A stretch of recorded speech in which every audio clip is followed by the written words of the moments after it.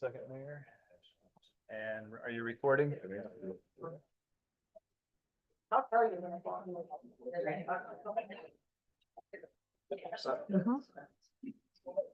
Ready, guys? Okay, ready that. I'd like to call to order the Town of Fraser Board of Trustees meeting on Wednesday, February 18th. It is 6:01 p.m. Can I have a roll call, please? Katie Fisher, Adam Quicklin, Peggy Smith, Julie White, Louis Gregory.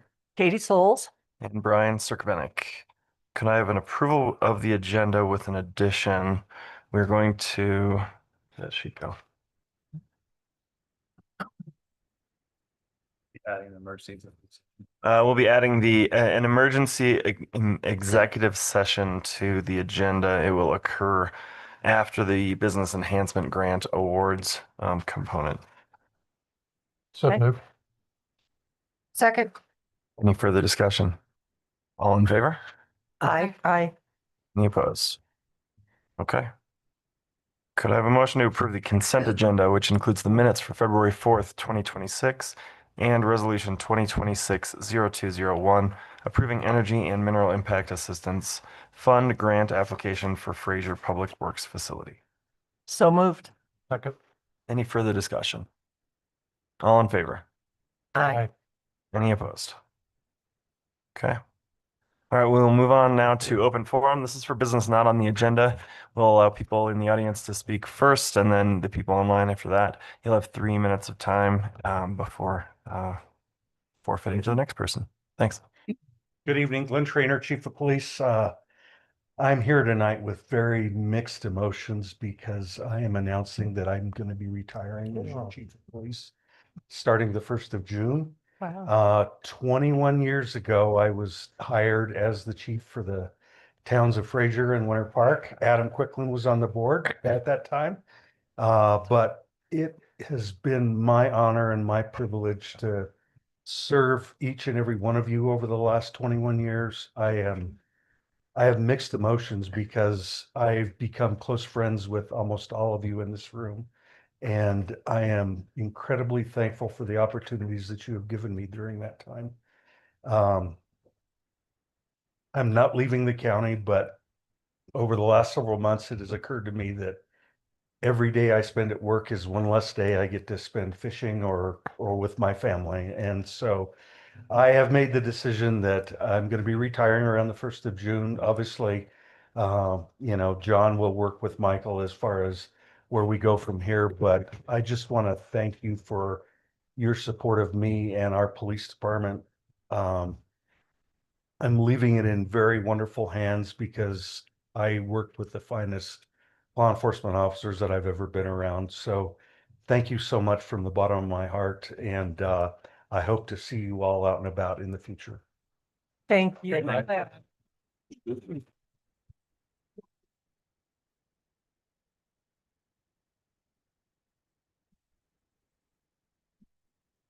Well, I, for one, would say that we couldn't have had a better chief. This is a complicated valley, and I think you traverse it perfectly. So thank you for everything that you've done. Thank you, Glenn. Yeah, thank you. I think you're the moral center of our society, of our community. So thank you. All right, anyone else in the room? Okay, is anyone online for open forum? Okay, we'll keep moving. Discussion, possible action regarding the treasurer's report. Lori, to speak.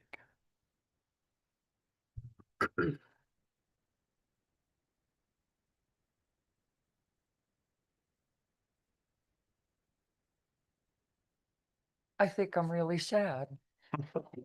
I know. Changing of the guard. Okay. Yeah. Trying not to tear up a little bit. Good evening, Mayor and Trustees. Lori Waters, Finance Director for the Town of Fraser. And here we go with the Treasurer's report today. Let's see if this guy works. Okay, our 2026 GF reserve and operating position Yeah, we've been working hard on that St. Louis landing. We've been using the funds and keeping things going. So that does look a little bit lower than last time. And that's to be expected. We did a lot of, there were some big invoices that came in. We're keeping it going. The fund balances for February 1st. That's about where we're at. It is about 8,305,000 in the general fund. The rest of the funds are doing their usual thing. And so we're not in horrible shape. Good news is I'm working diligently right now, anticipating the reimbursement from DOLA, which will be $1,402,352 for this Q4 go around. And yes, it's diligently working hard because I don't know why I thought it'd be easier, these grant reimbursements. Oh my goodness.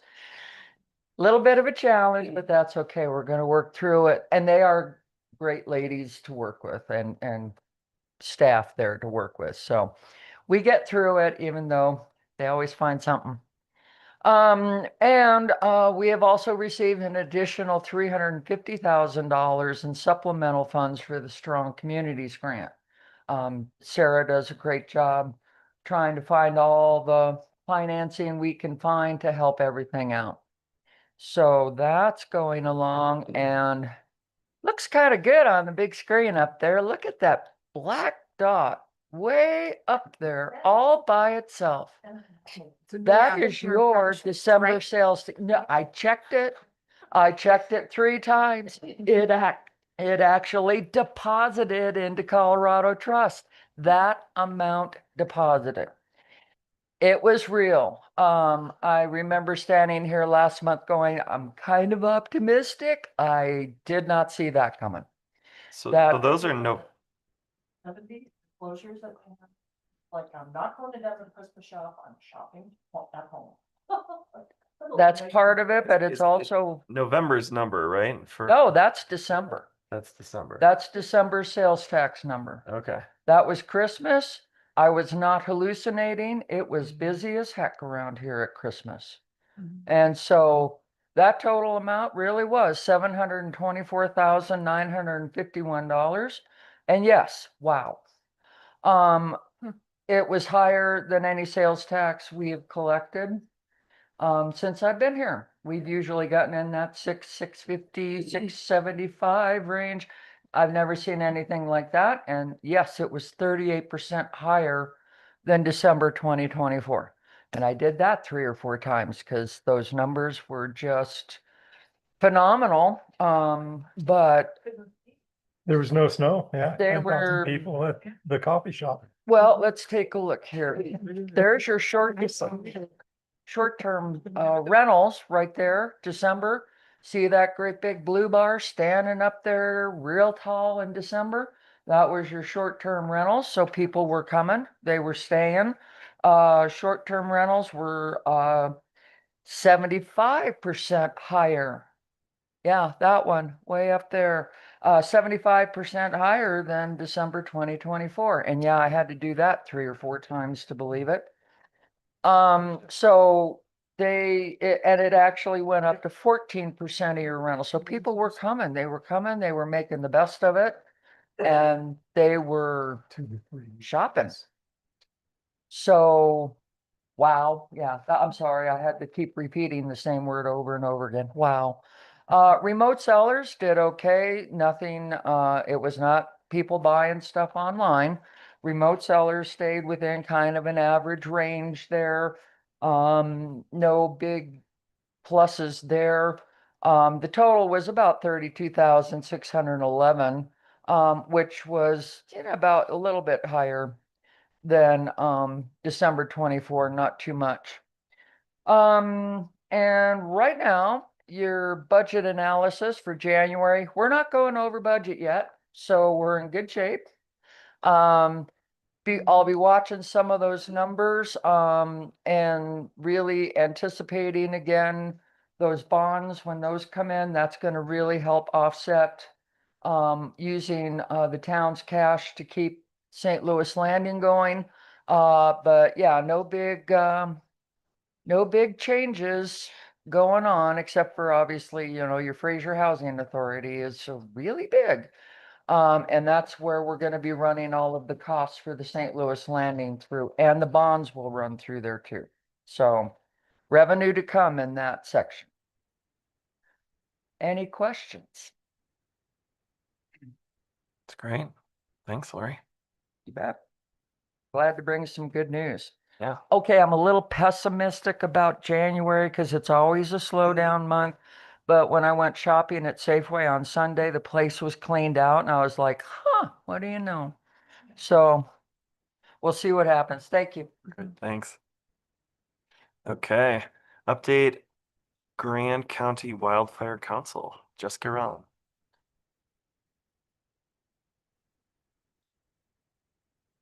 Good evening, town. Thank you for having me. I'm Jessica Ron. I'm from the Grand County Wildfire Council. I'm the executive director. So we're going to be going through a summary of last year and then some plans for 2026. So thank you. For a summary of our 2025 mitigation, education, and funding successes, we put almost $500,000 on the ground of funding that we brought in, and we had almost $500,000 in cash match as well. In-kind match was about $120,000 for a total of about $1.1 million of work, and that led to about 730 acres that were treated between our cost share programs, our large projects, and our community chipping days. For education successes, we had over 780 volunteer hours with over 700 contacts. That's between public events that we do, trainings that we do, our chipping days, fire restrictions education that we assist with at businesses throughout the county. Road safety project homeowner education. We started a new series of PBS documentary showings. And then HOA meetings are another common place where we get contacts. Total funding awarded to be spent from 2025 to 2030 currently is about 2.85 million. The majority of this is a $2.5 million grant that we received from the federal government through a grant called Community Wildfire Defense Grants, CWDG. That money is to be spent mitigating about 800 acres southwest of the town of Granby and including up into the Red Dirt Hill area in Homestead Hills. Thank you. Yeah.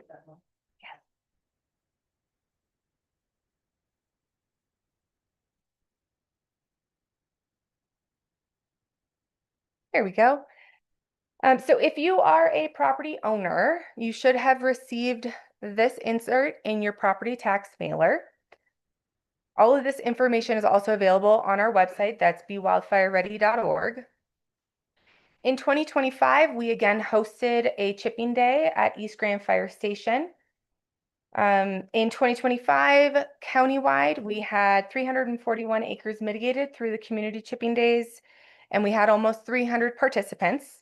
For this specific East Grand Chipping Day, we had 76 acres mitigated, estimated by the property owners that are bringing their slash, with 65 unique participants that day. So for 2026, we're going to be having an East Grand Chipping Day at the same fire station here outside Fraser. We again advertise those through Sky High News. We send them to all of our partners, and we also have a newsletter where all this information is located as well as on the website. So for anyone that hasn't signed up for our newsletter yet, I encourage you to do so. Let's see. So our cost share programs continue. We have two different cost share programs. One is a home hazard ignition zone program that focuses on the first 100 feet around homes and then the egress. So 20 feet on either side of your driveway.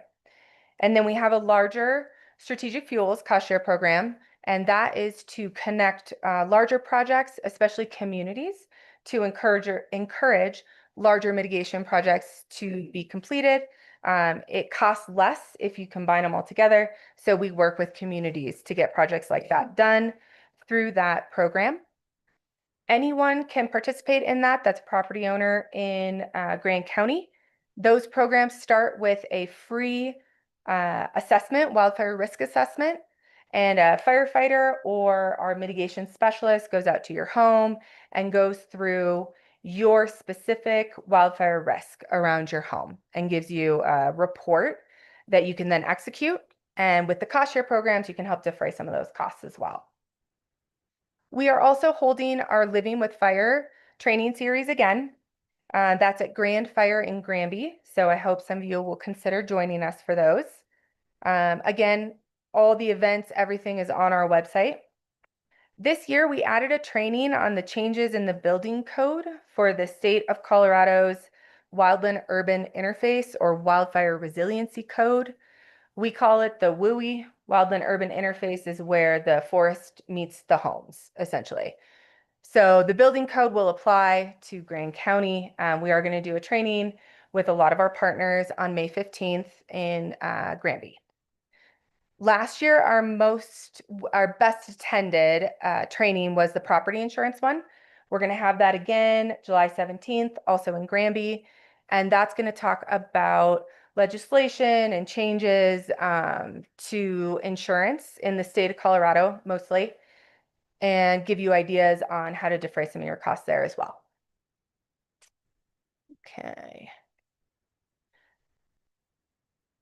So we're also hosting a different PBS documentary showing this year. It's called Fire Lives Here. If you're familiar with the Northern Colorado Fireshed Collaborative, they work to put this documentary together with PBS.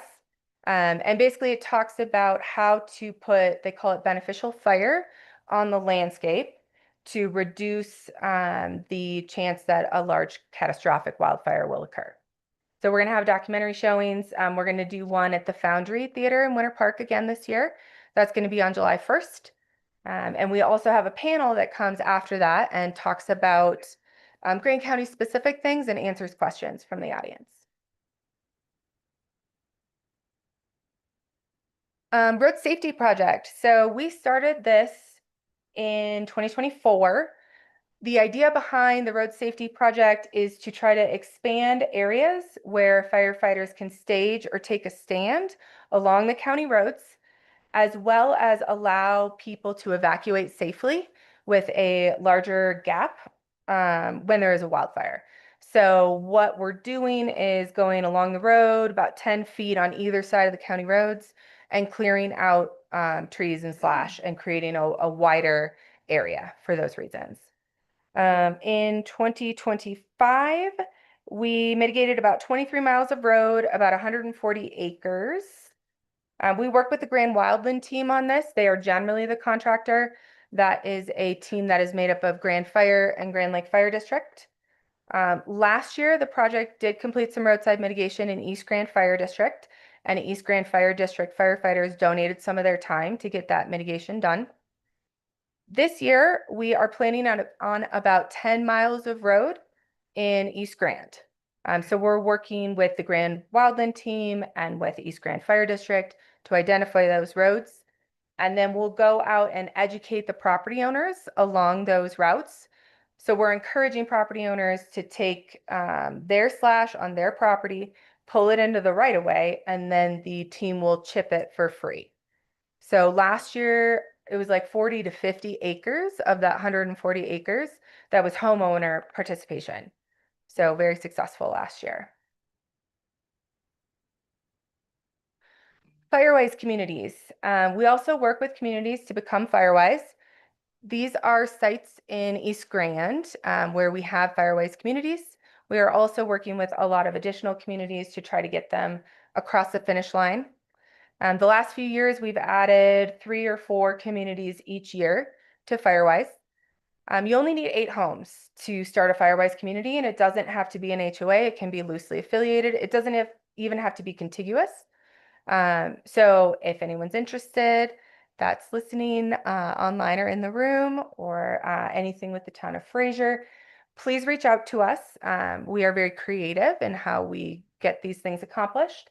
And this goes nicely hand in hand with the cost share programs that we have as well. Project map. So let me grab my legend here. So you can see in the bright green, that is the CWDG Granby grant that I have been talking about. In the darker blue, in kind of the center of that map, that is the West Fraser Fuels Break. So for 10 years now, Colorado State Forest Service, U.S. Forest Service, Grand County Wildfire Council, fire districts have been working on clearing and thinning areas throughout there to mitigate the wildfire risk in that area. Okay, so that's my last handout. I wanted to say thank you to all of you for the administrative grant that we got last year. We used it for advertising for the Wildfire Council regarding like community chipping days and the kinds of events that we do, the training series. And then we also used it to purchase materials for our community chipping signs. We also use administrative funding to support purchasing materials, including these fire information pamphlets. I've left some over there for anybody that would like one, and then fridge magnets with evacuation information. So one of the things that we're doing, we're working to get one of these in each short-term rental unit and a handful of these pamphlets. So we're thinking that's a way to reach visitors when they come into the county, get them educated. If there is a wildfire, this is important to know. And then if there are fire restrictions, this is the information that goes along with that. We've moved to a new office. We're over in Tabernash now, so we're in East Grand Fire District. We outgrew our space at Grand Fire District in Granby. So we are there with our new office manager who started yesterday, who's going to help us hopefully get more organized and then reach more people in our community. 2020, did you guys feel like a little, or you don't know? So 2013 was when the Wildfire Council was first envisioned, and there was some funding from the BLM at that time. 2015 incorporated as a nonprofit. And then, yes, there was a lot more interest, obviously, after East Troublesome and Williams Fork fires. So I started in 2023. Our current board worked hard to get some grants to support some staff. And so with myself and our mitigation specialist, we've been able to expand quite a bit. Thank you. So you spoke of a federal grant at 2.5 million, and I think the project was from 25 to 30 in years. How secure is that? Or is that Good upfront question. payments or? So everything that we have been told from last fall when it was first announced and awarded, including a statement from Brooke Rollins, the Department of Interior Secretary, I believe, supporting the grant being announced and making a statement about the great work that was to come. We feel relatively secure. We have not received the funding yet. Colorado State Forest Service is working with the federal government. So they have to sign an MOU first there, and then it'll come back to us. So when we first talked in October, they expected that we would have the official award like, well, around now, maybe March. So I feel relatively confident that it's coming, but you know, anything can happen. Good question. The Firewise community Yeah. designation, what does that get you? Does it get you reduced insurance premium, or what's the benefit of that for a neighborhood? There are a few benefits, including life and property safety, first of all, as the requirement is that every property does at least an hour of mitigation or the equivalent volunteer time of work on their property. Most of our communities do a lot more than that. And then like you said, with insurance, we're hoping in the future that insurance companies will recognize Firewise communities, and that designation will allow reduced premiums or just keeping insurance in general. One thing to think about with insurance is the new state of Colorado law, House Bill 1182. And that is requiring insurance companies to disclose how they rate wildfire risk in their models, and also to recognize mitigation that folks are doing around the home. So hopefully in combination with some of these things, it will get a little bit better when it comes to insurance premiums. And how come there are no Firewise communities in the town of Fraser or Winter Park? Maybe those two are in Winter Park, but in Fraser, there's nothing. Are towns eligible for that? Absolutely, yes. So why don't we have any? Good question. Good question. So let's see. Elk Run was new in 2024. Ranch Creek Ranch was also new last year. The 3-year action plan. Ranch Creek Ranch. Yeah. Okay. So anybody, like I said, anybody can reach out to us and we will help get you organized. We have a volunteer that we call the Firewise Liaison. And so he runs through the process with everyone. With that administrative support, it's not too arduous.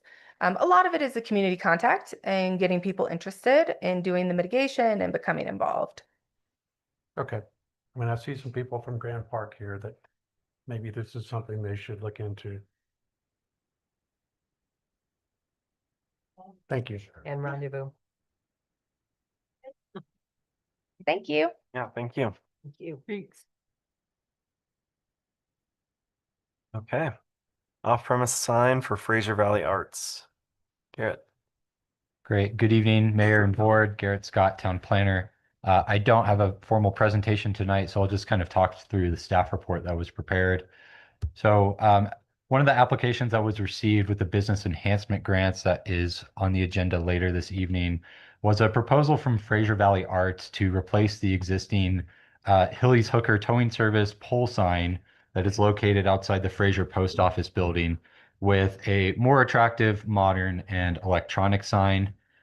In review of that grant request, town staff determined that the proposal meets the definition of what is called an off-premise sign per our sign regulations. Basically, this is any sign that is used for promoting an interest other than that of the business, individual, product, or service available on the premises of where the sign is located. Again, because this sign would advertise Fraser Valley Arts, but be located on the property of the post office. Per our sign code, all off-premise signs require Board of Trustees approval. Town staff informed the applicant of this requirement, and they then submitted a sign permit request. So that is what this request is. It is a sign permit for this off-premise sign. And we are reviewing and evaluating this separately from the later associated business enhancement grant. For reference, town staff is aware of 2 other off-premise signs in Fraser. One is for Sharky's Eatery. That sign is located on town property and is annually renewed via license agreement. And a second off-premise sign is for the Colorado Adventure Park, which is located outside of the town of Fraser, but the sign advertising that property is located in the town. So the staff report outlines the criteria by which an off-premise sign should be evaluated. Town staff determined that all the criteria were either met or partially met. The reason why some of the criteria are partially met is because of the fact that this existing pole sign where it currently sits is actually within town right-of-way for Park Avenue. It is not actually on the property of the post office itself. So given that, simply, at this time, staff is seeking more of a motion or recommendation from the board of how the applicant should proceed, given the sign's present location and given the need to resolve in some way the sign's existing location. So in staff's view, the applicant has the option to remove the existing pole sign from where it is, construct a new sign that is on the property of the post office, and that could be approved as an off-premise sign on their property. Alternatively, the town could allow for this new sign to be placed on the existing pole sign structure and remain in the town's right-of-way. But then it would be subject to approval of a license agreement that would be renewed annually. Staff recommends that the board proceed with directing the applicant to move the sign out of the town right of way, just because it would avoid the need for those annual license agreement approvals.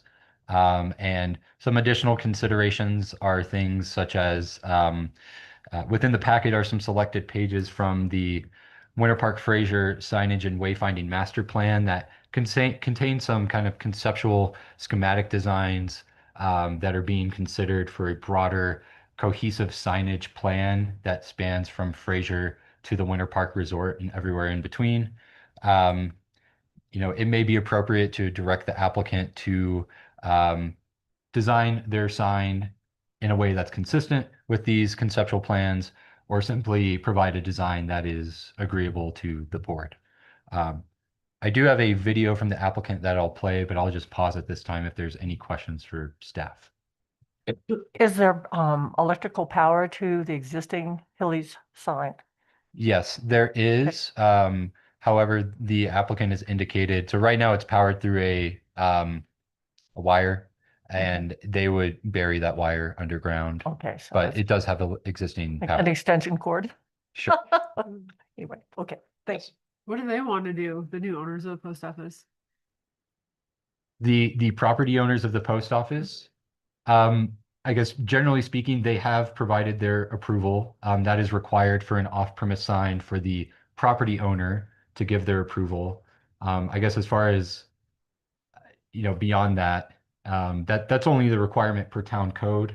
I guess part of the applicant's desire is that so part of the sign is proposed to be static Fraser Valley Arts logo, and the bottom half of the sign is proposed to be like an electronic changeable message sign that could advertise various events in town, whether they're held by the town, Fraser Valley Arts, or some other entity.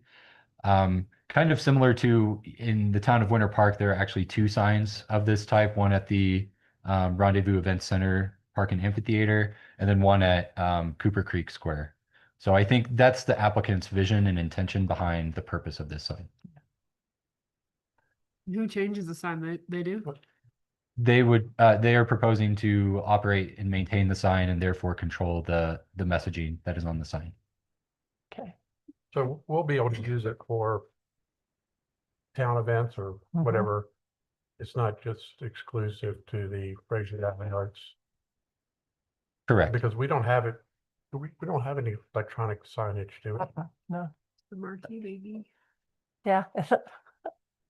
So on an off-premise sign, are they then considered a tenant? And I'm asking this because of the 040 application where they said Verizon is a tenant and they asked for $25,000 based on their 3 tenants or whatever that structure is.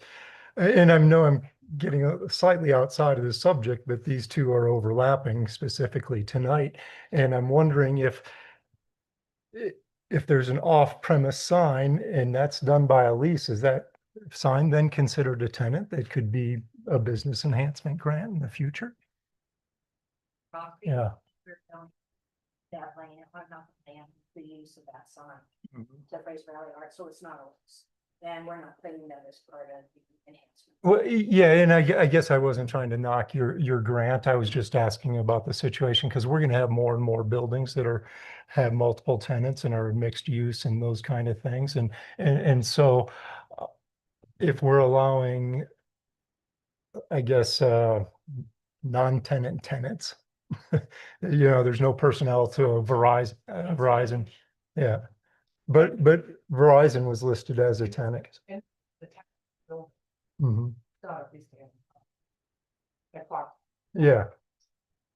I'm just making sure that a future off-premise sign is not considered a tenant.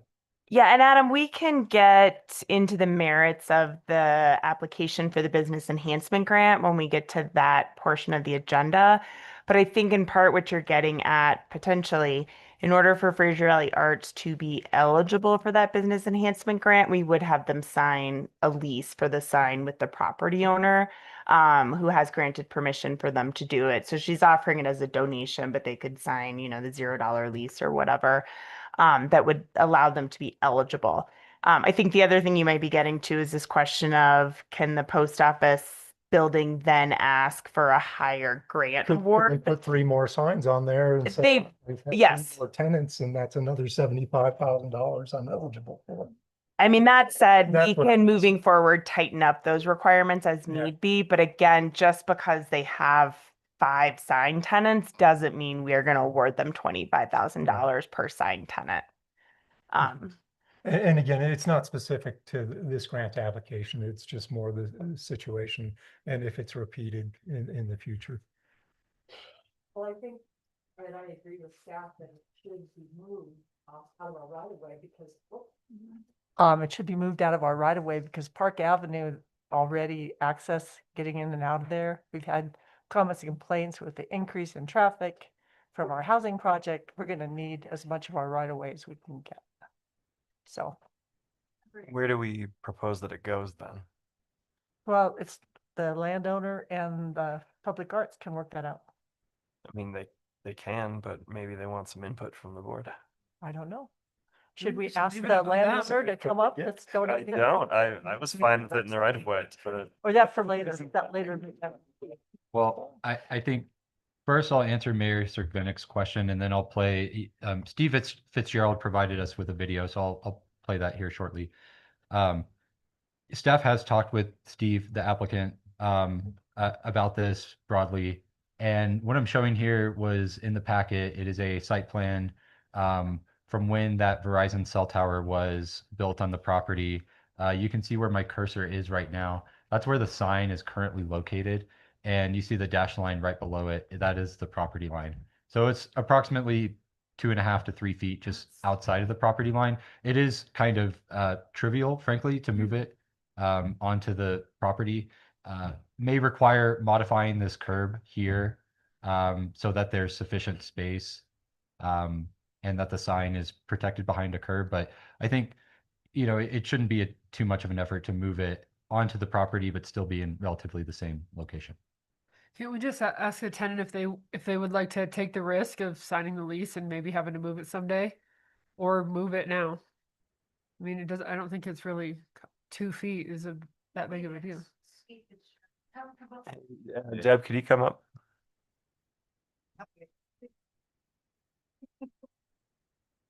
Hi, I'm Deb Kulig and I work with Xerox 40. We are the property owners for the post office. We've been working with Fraser Valley Arts. We've offered this signage to get rid of the Hilly Hooker sign for Katie. She wants, Not in the bar. we have asked them to, if they want that sign to rebuild it, we would like the right to look at that also. We would also like the right, since we do have a tenant, the US Post Office is very specific about what can be on that sign and what cannot be on that sign. So we're working with Steve Fitzgerald on that. We have talked with him about, he called and said that this was an issue. We were unaware of that because that did not appear in our title insurance when we purchased the property in June of last year. Also, it's been up 35, 40 years is my understanding. Regardless of that, we just told him that we could work with him and get it inside the property line just to make it easy. Again, it's not a lease. We're not going after a grant. We don't want anything to do with the sign. We are just going to continue to own the property. Everything else is donated to Fraser Valley Arts. If it stayed in the right of way, would the US Postal Service have any say over what goes on the sign? Because it's not technically on the property that they're leasing.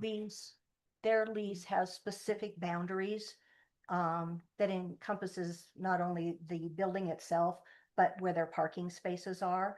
And apparently that is, Steve said 1.5 feet. We've had somebody else look at it. They've said approximately 2 feet, 2.5 feet. They have to put in new electrical anyway. So this is the time to do it. is why they're moving that sign, just get it done now. So I think asking Steve, and I shouldn't be speaking for Steve. I actually called him and said, "Are you going to be here?" And he goes, "No." But I think this is the time, and the town should just ask him to move it out of that right away. Although I will point out, every map we've looked at, it's all different. So Weird. and I also want to know what you're going to do with that building that's halfway through the alleyway. But every single one of them is different. I actually saw one map that it is right on the property line. So I don't know where it is, but ask him to move it. I don't think it'll be an issue. Okay. And we will have no rights to that sign. We are giving him an open-ended lease on that.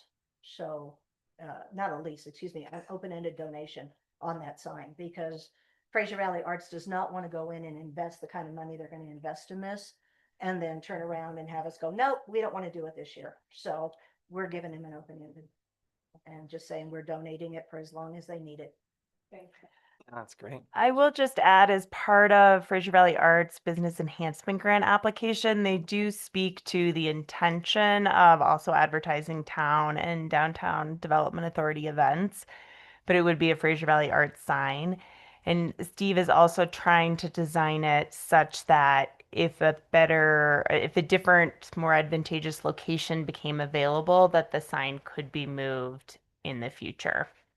But yeah, Steve was traveling at the moment, so not able to attend, hence the video. If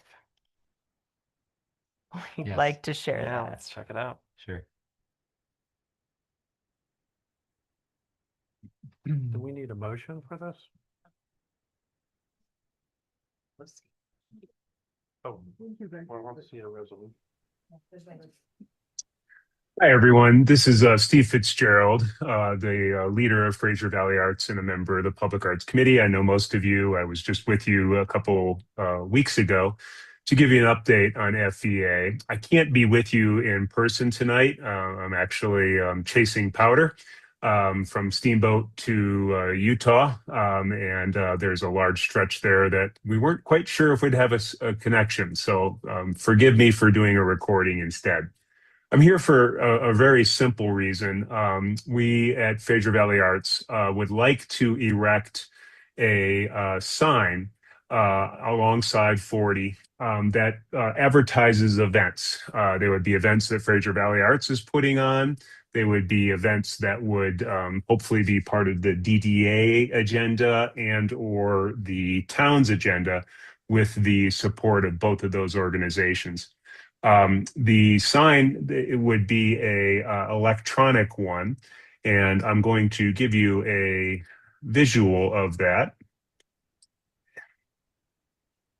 You should see it now. And what you'll see here is this sign has a very nice, and again, this is just a conceptual drawing. The actual design will be a little bit different than this. The top part is intended to be static and backlit. And it will show Fraser Valley Arts and our website. It's designed to be replaced for when the center is built, and it would instead of saying Fraser Valley Arts, it would say the Fraser Center for the Arts, or if we have naming rights, whatever the name becomes. And then the portion below it is intended to be electronic and changeable from a computer and advertise our events. We intentionally want this to be relatively simple. We don't want it to be 7 or 8 messages. We want it to be the next event and maybe one other message, so that the 14,000 odd cars that go past that location every day can't help but know what's happening in town.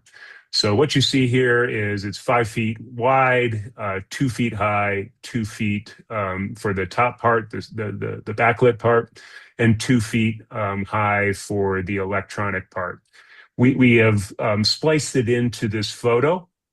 And yes, this would be a replacement for the Hilly Hooker sign, We do have the gracious permission of the new owner of the post office, who is actually doing some really good work there to refresh that building. And she is willing to donate this space for Fraser Valley Arts. She actually designed the logo that you see there for us. So we have lots of reasons to be thankful to her. We have talked with the Garrett and Sarah Catanzarite about a few complications. You'll note that the pole that is there is in a little grassy area. It turns out that that's a little too close to the road for the code, so we may have to move that back a few feet. And honestly, this design left me a little bit wanting. I'd like the base to be not only more attractive, but also sturdier. So one of the things that we're asking our contractor to do is look at a way of protecting the base when we relocate the curb a bit, but also making it more decorative. We have some ideas to that. But long story short, because this is facing the road and visible from both sides in 40, I've been informed that we'll need the permission of the town board to erect it. As I did say earlier, we do have the permission from the landowner, excuse me, to put it on her property. And, you know, have we a center, we would probably put it near there, but we obviously realize that with all the work that's going to go on there with Clayton Court, it's going to be a while before the level of visibility is strong enough in that area. The last thing I'll mention here is this sign would be designed so that at a future time, if it made sense in collaboration with the town to relocate it to another location, maybe in front of Safeway, to have even higher levels of visibility. It is possible to do that. It would come with some expense, but it's not something that we're completely opposed to. Couple other things. The wire that you see there today for the Hilly Hooker sign, that will be eliminated. We will put all the electronics in the ground, and it'll be much more attractive than what we've had there for 30 or 40 years now. The cost is between $40,000 and $50,000, depending on some of these upgrades I mentioned. I'd like to spend a little bit more to make it more decorative. Fraser Valley Arts is prepared to spend all of that, but we will be applying for a variety of grants to offset the cost. We will not wait for those grants to be given before constructing it. We would have every intention, with the approval of the town board, to install this sign. We would be doing that this spring into early summer, and then make up the costs into our coffers through our grants. Other than that, I think that's really all that one needs to know about our project here. We would hope for your support. I do know that both Sarah and Garrett are well aware of this project and have quite a bit of information. So if there are questions that, unfortunately, since I'm not there, I can't answer, they may be able to. And I appreciate your time and hope for your support. Thank you very much. I feel like I should thank him, even though that was a video. So that was helpful. I like the idea of having it match the kind of the signs that are going to be coming to Fraser in the future. I don't know if you guys had a chance to look at the number 4 in the attachments there. But yeah, they're good looking signs that the kind of the governance committee has kind of established as what we'll use moving forward through the whole valley, maybe into Tabernash, even if the county wants to pay for it. I'm sorry, who's the government?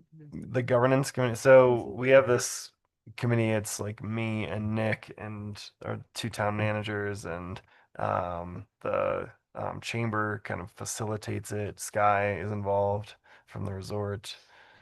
So we're doing kind of all sorts of stuff. But signage is just one of them. Well, the wayfinding project that we've been talking about through the budget season, that's been a big focus for us, the wayfinding project and getting that underway.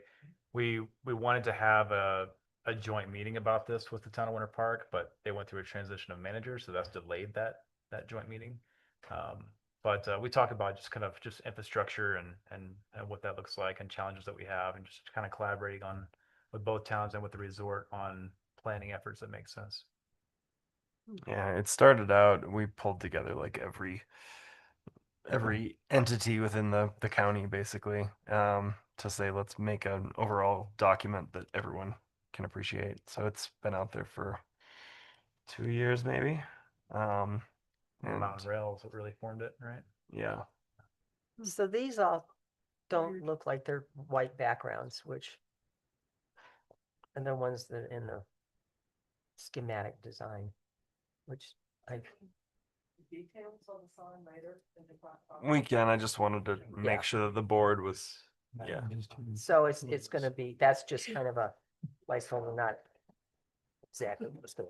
I mean, these are pretty well I mean, set. what he. Oh no, yeah, what he showed is Should've known that. different for sure. Yeah, cause I mean, Making plans for. these are different, this, yeah, I like, yeah. Yeah. So that's just. One for off-premise signs that are not attached to a building, like what do you want to have it matching what the conceptuals that we're looking at for the rest of the wayfinding and Highway 40 and Fraser River Trail Or, directional yeah. wayfinding signage? I think if it falls in line with the size, you should be able to do whatever kind of sign you want. Is it, if it's in the code, I don't think there should be an HO, someone like the governance committee to say that you have to match everyone is on a wayfinding people's personal property. Yeah, I was And asking personal if businesses. I was asking if the town board liked the idea of having it match. Oh, no, I don't. Yes. What? Do we have to You get don't have CDOT's to. approval for any of this? I think if it's out of the right of way, then we don't have to do anything. No. Or no signage? We Anyway, do have a sign code. we do. I think it just is a size, isn't it? I don't remember, but yeah, we spent a lot of time on it. So we might want to dig it. So 4x5. So I don't think it addressed lumens in our sign. It goes by square foot of the business, Oh, I yeah, believe, and lumens then how big level. it can go. Hey, can you speak? Oh, I think it goes by the square footage of the business. We used to anyway. And then you can have your sign a percentage of how big the business It's is. the lineal feet of frontage of your business. Correct.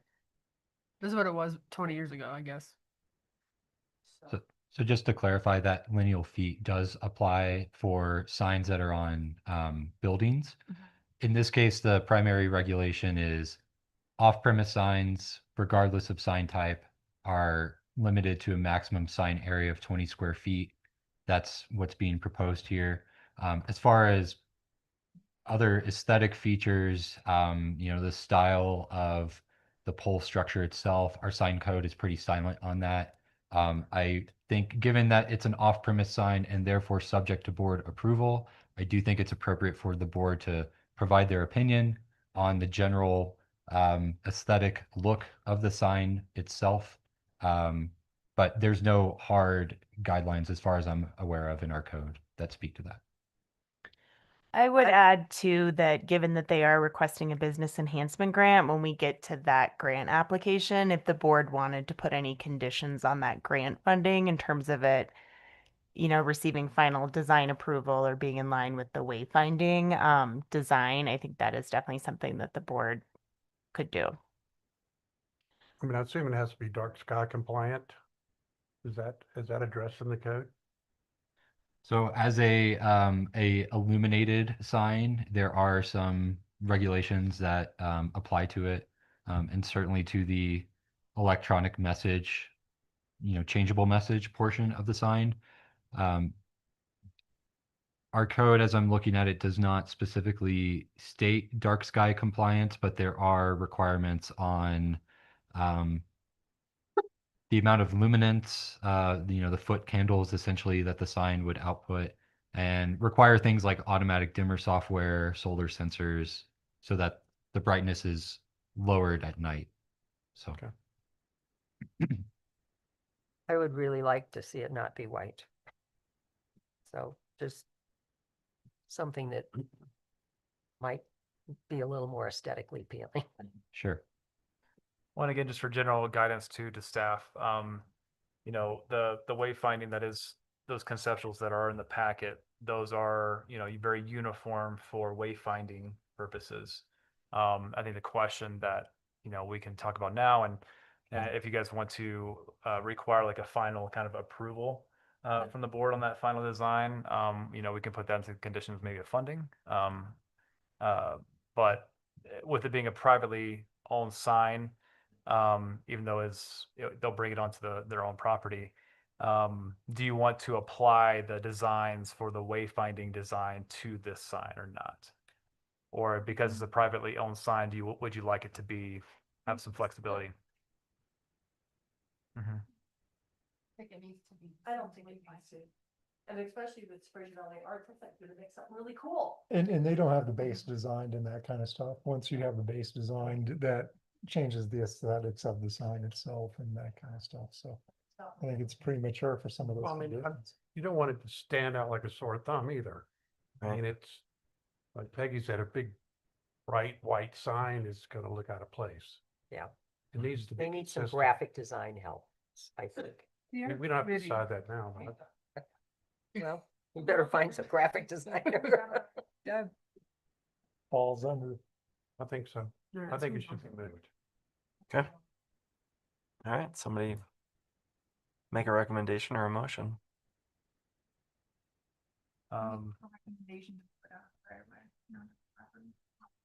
Recommendation for approval. What do you need, Garrett? So at this time, just that motion to recommend that they move the sign out of the property is appropriate. It's anticipated that this would come back for final approval by the board once this applicant has a firm design for the sign's location and aesthetic details and things like that. So this will come back to the board either way. Okay. Second. I think that's all we need, right? It's just a motion or Yeah. motion to recommend. Okay. All Thank you. right. Ordinance 530, amending ordinance 526 relating to a $5.4 million bridge loan to the Fraser Housing Authority for St. Louis Landing. Dalton, is he online? Yes. Yes. And Maddie Hey there. Donovic. Good evening. Can you hear me okay? We can. Awesome. Well, as you guys know, Dalton Kelly with Butler Snow, we serve as bond counsel to the Fraser Housing Authority in connection with the bond issuance for the St. Louis Landing project. And the first ordinance that you have before you tonight that relates to this project is an ordinance amending ordinance number 526, which was adopted on September 3rd of last year. As you recall, last year, when the board decided to issue the notice to proceed with the project, the board also appropriated up to $5.4 million to loan to the Fraser Housing Authority in order to keep construction going while we worked on getting the CHAFA commitment for the Prop 123 equity funds and worked on getting the bonds prepared to go to market. As you probably recall, we can't take the bonds to market until the Prop 123 equity is in place, so all funds are in place. We finally received the Prop 123 equity commitment on December 23rd, and one of the conditions of that Prop 123 equity commitment is that the town's loan on the cash flow basis gets subordinated and basically paid at the same time that the equity distribution goes to CHAFA. What this doesn't prohibit and what this doesn't change as far as what's amended in the loan terms is you can pay off the $5.4 million bridge loan with bond proceeds. You can pay off the $5.4 million bridge loan with MyTech proceeds for the middle income housing tax credits. And you can pay off that loan with any new market tax credits if those are awarded to the project. And so what it doesn't prevent is your ability to pay this loan off as we expected with the new markets tax credits. But if the new market tax credits don't generate $5.4 million and we don't have enough bond proceeds left over and this was set up to then get paid with project revenue, the remainder, whatever's outstanding after we paid it off with the middle income housing tax credits and remaining bond proceeds, that remainder would get paid on an annual basis once debt service was paid and everything else was deposited on the bonds.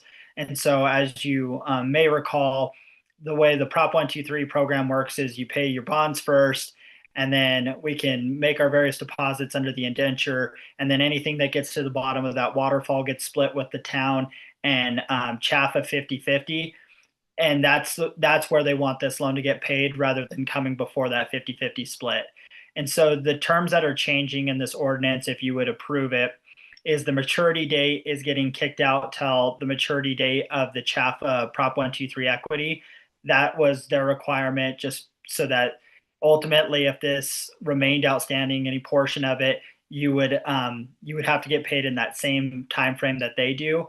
And the other amendment was to make it so that this interim loan is not ahead of the Prop 123 equity distribution. And so, in a nutshell, that's what's going on. Is this doesn't change the plan to pay off the bridge loan with the proceeds of the middle income housing tax credits and any available bond proceeds.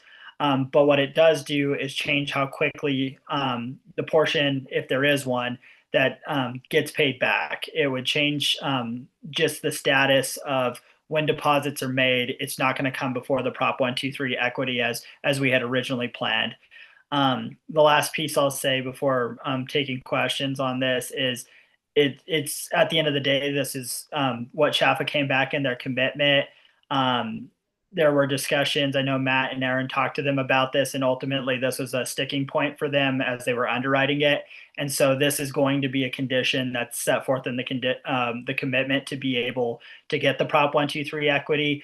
And so this is just something that's going to have to occur for you guys to get that Prop 123 equity. So I just wanted to emphasize that point. Is this is something that has been discussed with CHAFA. They're not willing to bend on it. And so the key from the finance side, what we've been working on is making sure we do what we can to make sure there's enough bond proceeds and MyTech proceeds to just take out this 5.4 so that it's paid back in 2027 as was originally planned. But we do have to amend this, and we do have that possibility that if there's a portion that's not paid, it's going to have to be paid on that subordinate basis.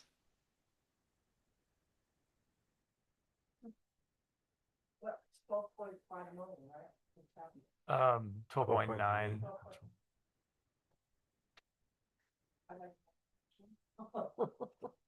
You don't really have to.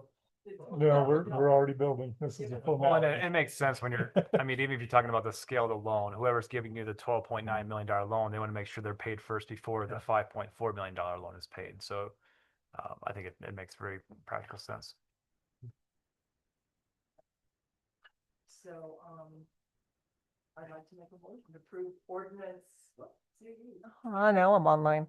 I would like to make a motion to approve ordinance 530, amending ordinance 526, relating to a 5.4 bridge loan to the Fraser Housing Authority for St. Louis Landing. Second. Any further discussion? All in favor? Aye. Any opposed? Okay, thanks. And Dalton will keep you here for ordinance 531, appropriating additional funds to the Fraser Housing Authority for St. Louis Landing.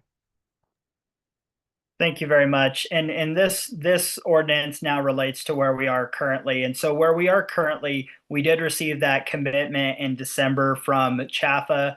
We returned comments to that. And also during that period of time, the working group has been looking at the possibility of introducing some new market tax credits into the financing stack to provide some additional funds. One of the reasons for that is because when we got the commitment back from CHAFA that said we had to subordinate that loan, if we could get additional money into the deal, it increases the likelihood that we're taking out that entire 5.4 million. And so the introduction of that new markets component was something that CHAFA didn't have when they did the original commitment and when they did the underwriting.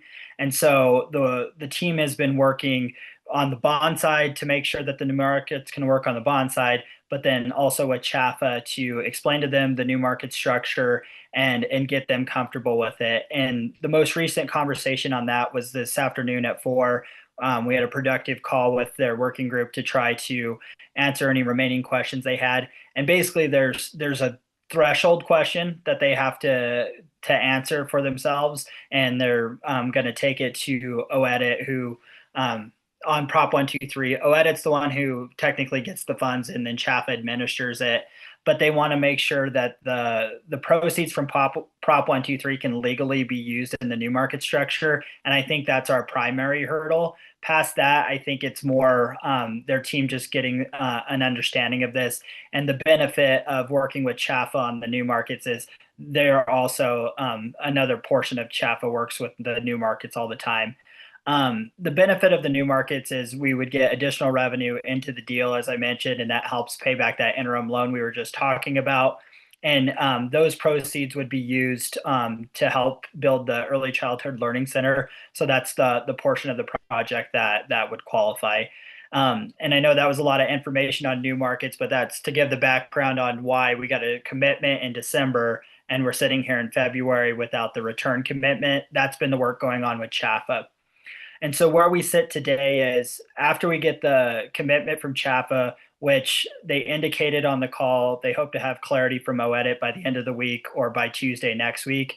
We would get the revised commitment, review it, make sure everything was worked through that we believe needed to be, which it sounds like it is from our call today. Then Michael would sign that. After Michael signs it, we just start working towards closing on the Prop 123, and that also allows us to proceed towards closing with the bonds. And so really that's the piece that we need to go on our bond timeline and be able to tell you exactly which day we're heading to closing.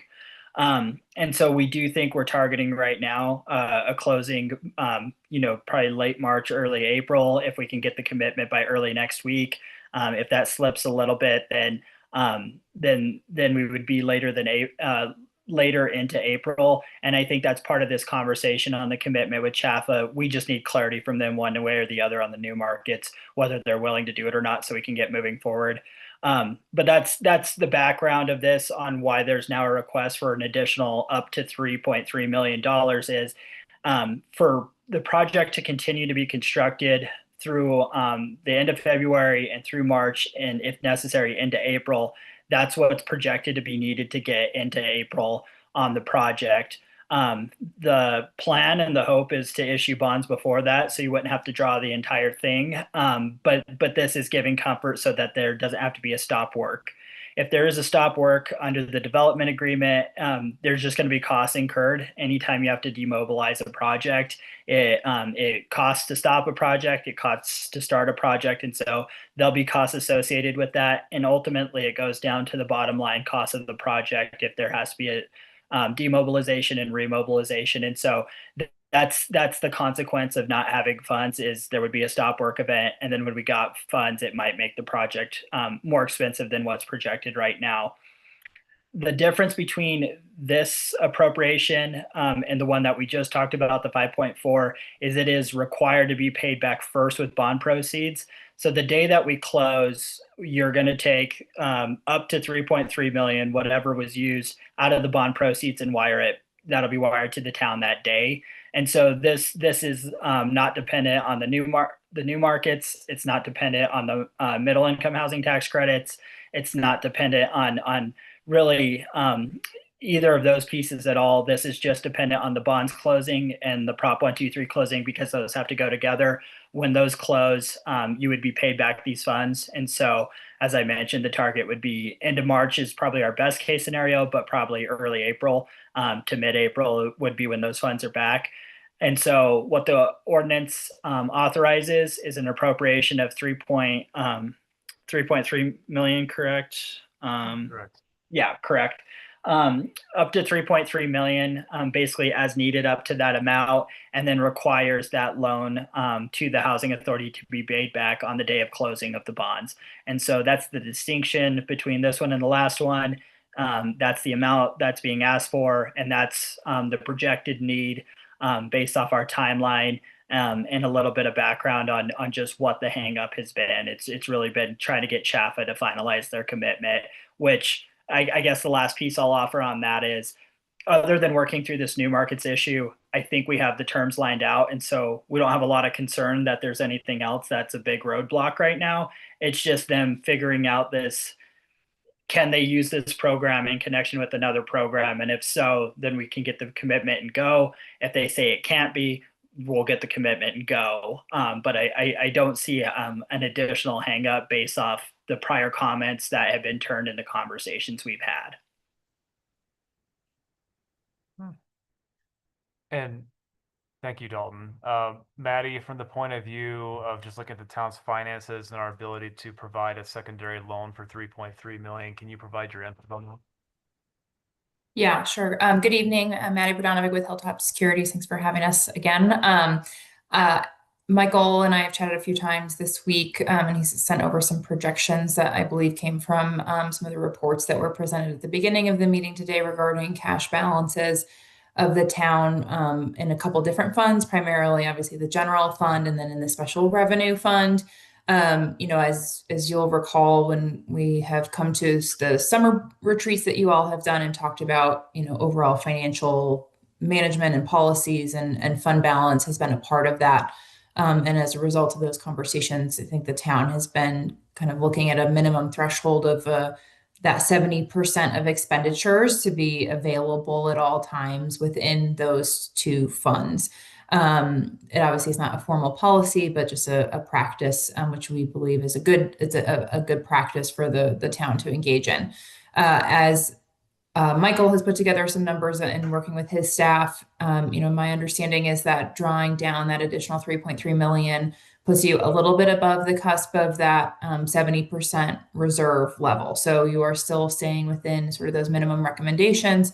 As Dalton mentioned, this is a little different than the $5.4 million loan that is expected to be outstanding a bit longer. These funds will be replenished relatively quickly, presumably that assuming that we can get the CHAPA commitment letter finalized and actually go to issue bonds. Sitting here today, aside from some major market event, we don't have any concerns about the ability to actually go and sell and close on the bonds and get those proceeds in hand.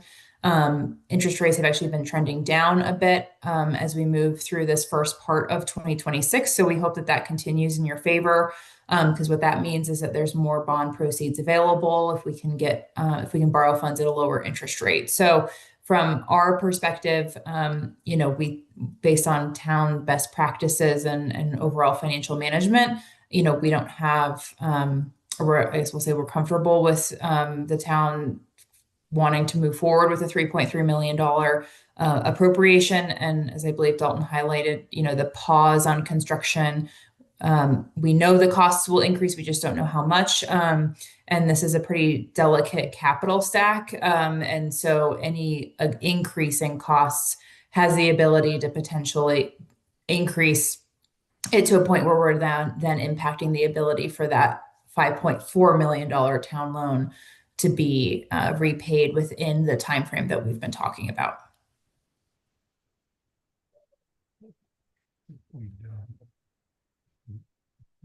Is that a threat? No. So again, that title, that commitment letter from CHAPA really just outlines the terms and conditions that are required for our underwriting team to finalize their primary underwriting document that they will use to sell the bonds. And once we get those, we'll be able to, what do you guys think about 6 weeks from the time of receiving that commitment letter to trying to schedule a closing? Okay. Yeah, I think that, that's what we have laid out currently. I know Dalton and his colleague Elizabeth Thomas has been drafting the disclosure document, have been working on incorporating a lot of the legal terms that we anticipate being in the revised commitment letter based on the conversations that we've had with CHAPA to date, which should hopefully mean that once we have the revised commitment letter back, we can move relatively quickly. That said, obviously, if that commitment letter comes back and there is something in there that we are not expecting, that then we're required to get back on the phone with CHAPA and work through any further deal points, then that kind of 6 to 7 week time frame obviously becomes a little bit more compromised. But sitting here today, assuming that we get back what we expect to get back from CHAPA, we don't have any concerns meeting our anticipated timeline of closing. I think, Michael, in your comments of April 14th, I think there's a chance we can maybe slip it to the end of the prior week. But if we say mid-April, in general, we don't have concerns at this point.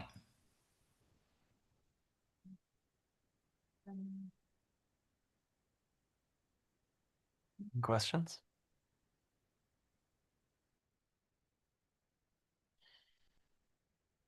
Okay. Anyone want to make a motion? I'll make a motion to approve ordinance 531 appropriating additional funds to the Fraser Housing Authority for St. Louis Landing. Second. Any further discussion? All in favor? Aye. Any opposed? I'm Okay. opposed. Oh, you're opposed. Okay. All right. Motion passes. It's like a piggy bank. Alrighty. Anyway, Need a Okay. motion to open the Fraser Housing Authority? Yes, motion to suspend the Board of Trustees meeting and open the Fraser Housing. I make a motion to suspend the Board of Trustees meeting and open the Fraser Housing Authority. Second. Any further discussion? All in favor? Aye. Any opposed? Okay. We are now in the Fraser Housing Authority. We have a resolution 2026-0201, Fraser Housing Authority resolution amending resolution 2025-0902, 5.4 million bridge loan for St. Louis Landing. Back to Dalton. All right, thank you very much. This is the companion resolution for the Fraser Housing Authority that goes with the ordinance that the town Board of Trustees just amended, just to make those loan terms reflect the same loan terms in the ordinance. So the key differences are that maturity date goes out to the maturity date of the Prop 123 equity. We still fully intend on paying the 5.4 million with proceeds of the bonds and the middle income housing tax credits. You'll also see in the amended version, we added the ability to pay back that loan with the new markets tax credits. That's also reflected in the bond documents, so that if those funds come in, they are available and can be used to pay back the $5.4 million loan. And so this is just the approval on the other side to incorporate those same terms. I guess in the last piece, it subordinates that loan to the distribution, and so it gets paid at the same time that the equity distribution goes to both Chaffa and the town. Are there any questions for us? No.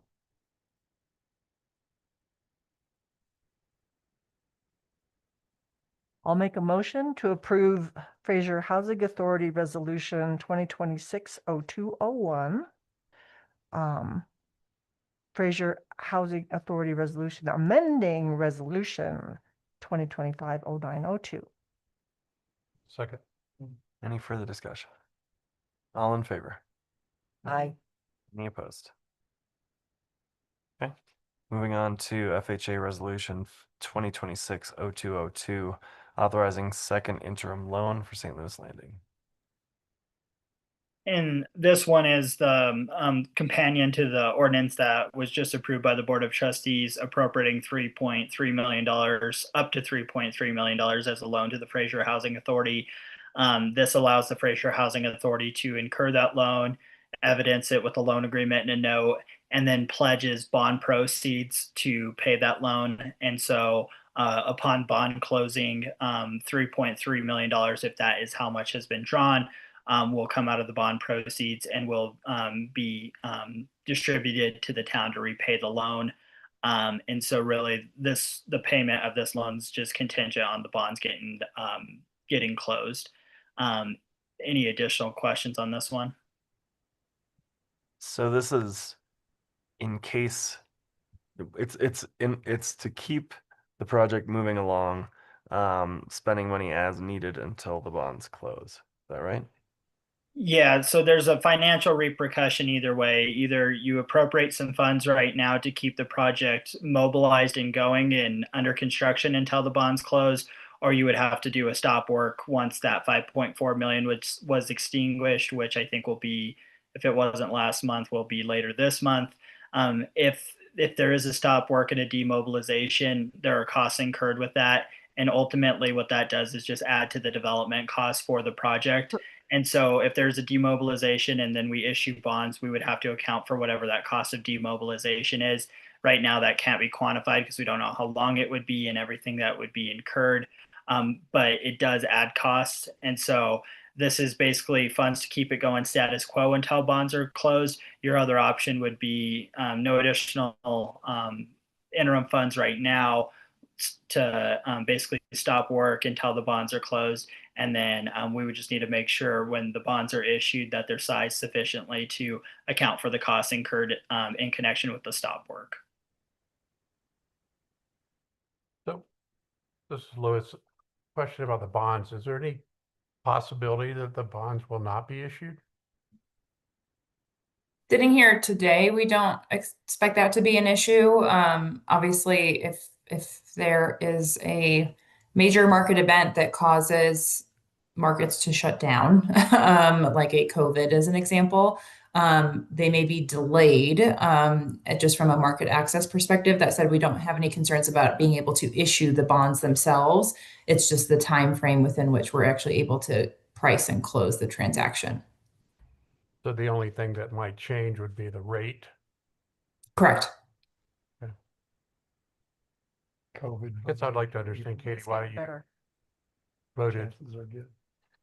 Why, Katie, why you voted in opposition to the first one? I'm sorry. The ordinance 531 that we just approved. I just kind of want to understand. I think that they're just using the town as a piggy bank at this point. I'm sorry, I can't. They were kind of using the town as a piggy bank, it felt like. To me, we weren't really expecting to have that. And it was kind of wishy-washy a little bit, you know? So it's just kind of like on a prayer, hoping that we'll get that money back, it feels like. I think it's a timing issue. I think that the weather's been really good. Construction's moved faster.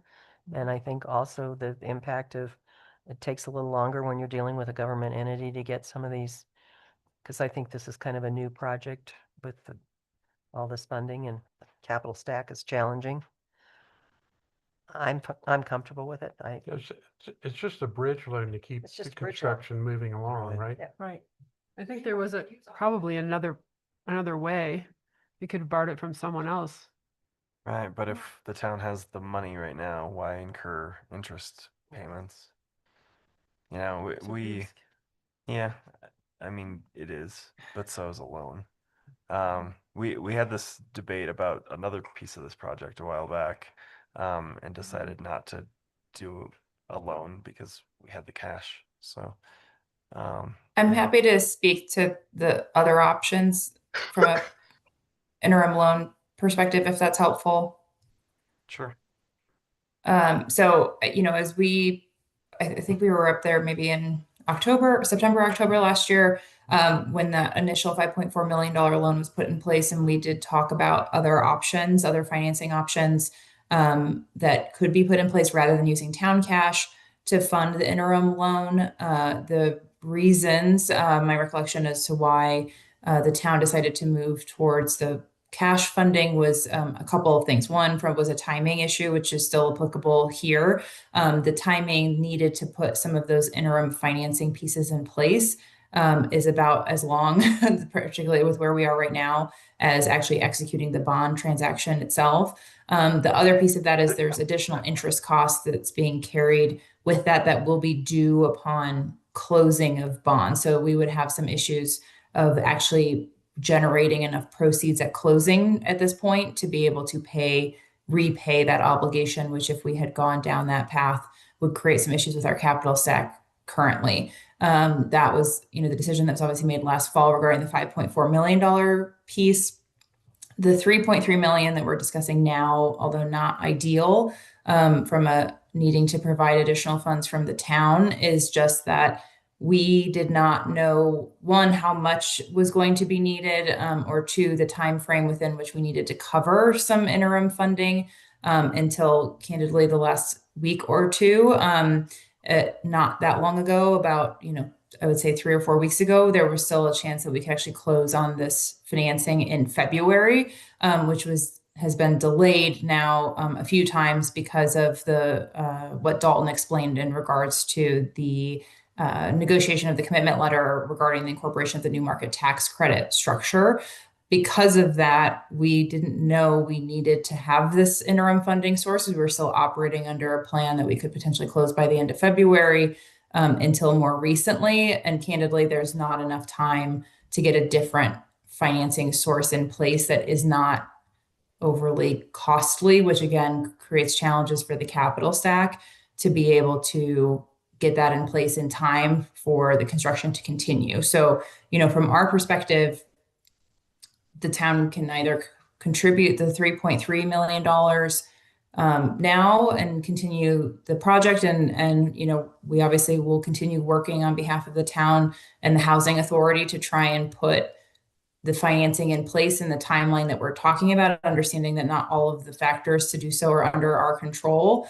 But the alternative to that is that, and which is also understandable, is if you're not comfortable funding the $3.3 million, that just means that the project's construction stops.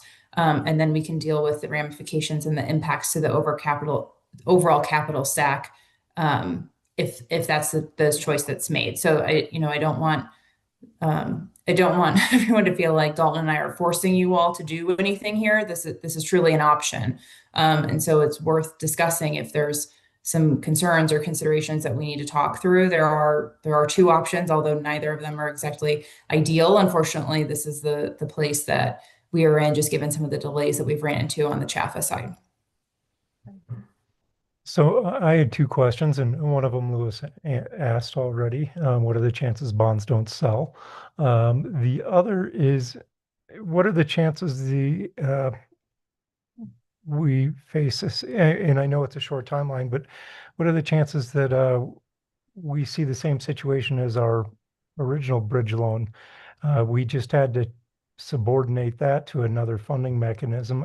Is everything else tidied up? Is there something else that could make this come back to us in the next month or so that says now it's not getting paid back the day the bonds sell? It's subordinate to another funding source. I mean, the reason why I supported it is it pretty much absolutely says when the bonds sell, we get paid. And so I want to make sure that we aren't going to go through a change in subordination or any of the things that we just did. Yeah, and that's a great question, because that's an absolutely valid concern, and this was part of the conversation with Chaffa on the original one, and that was kind of drilling down with Chaffa of why they were asking for the subordination on the original one. And the piece on that one was the part they don't have any issue with that loan being paid back with bond proceeds. They don't have any issue with that loan being paid back with middle income housing tax credits. But when they underwrite the deal, when they start looking at the revenue that's coming off the project year after year, if the loan's going to be paid back, they're all subordinate to the bonds. Bonds get paid first. If the Chaffa distribution came after the town loan, then their underwriting for what they thought the distribution was going to be off, and they weren't going to realize what they thought they were going to realize. And so that was their hangup on the original one. And the difference with that one is this loan or another one is that one was always planned to be paid back with the middle income housing tax credits, which is necessarily subject to how much we can get out of the middle income housing tax credits when that's sold. And so though it was sized to be the 5.4, which we think will be realized out of the middle income housing tax credits, we don't know until that deal is done and that is priced and closed. And so that's why on the other loan, there was always this ability to pay it back with project revenues if necessary. And that was always a function of just being able to make sure if for some reason the tax credits were insufficient, that you guys had a legal obligation to essentially pay yourselves back for that. Where this one is different is it is absolutely, as you said, to be paid back with bond proceeds on the day that it's closed. And so there is not this mechanism of we're getting paid back with another source that might be insufficient.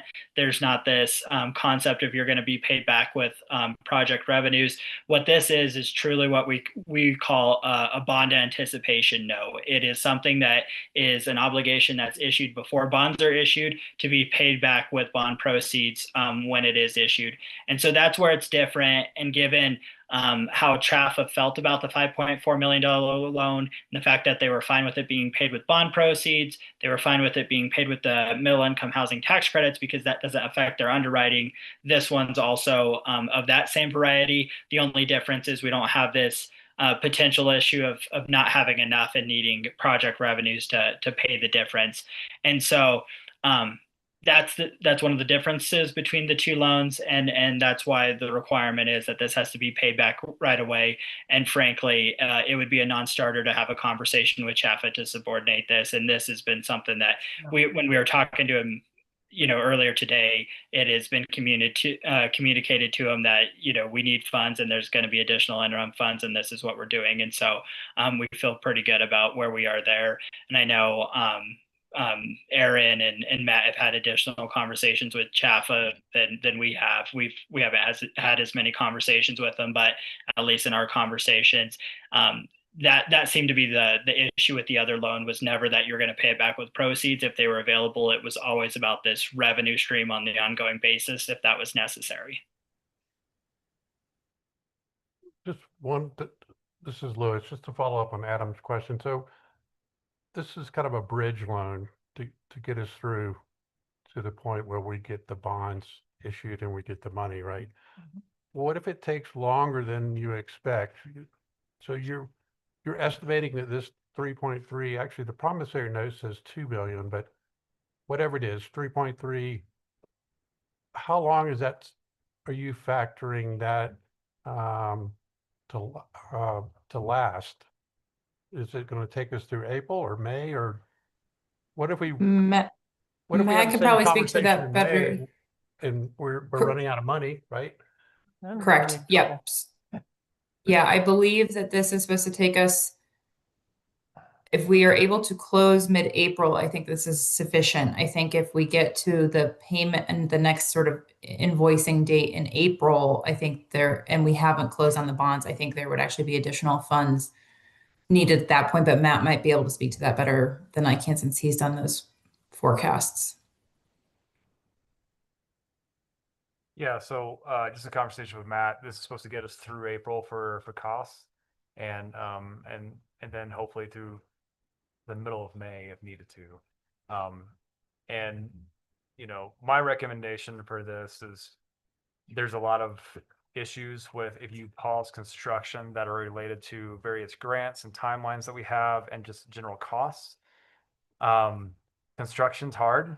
It's definitely not a smooth process, but it's going very smoothly on site over there. But we're looking at, this delayed because of trying to bring in more capital into the project, which I think is an overall a significant benefit. But this is really to bring us hopefully all the way through April and some into May if needed. And if a further appropriation is needed, I'm not sure I would recommend that. I think at that point we would probably look at pausing construction if we needed to, and waiting until we close on the bond so there's no more outstanding notes from the town to support the project from our cash reserves. So is it 2 million or 3.3 million? It's 3.3. Where's the 2 million on there? Just a note on the promissory note that I'm going to point out here. First page. It says the principal amount is not to exceed 3.3 million, but then it does say 2 million in the body there. Right. So just for clarification, this is for 3.3 million. So we'll make that change, obviously. Well, could we, just in case, go ahead and initiate the other process they were talking about in getting a loan,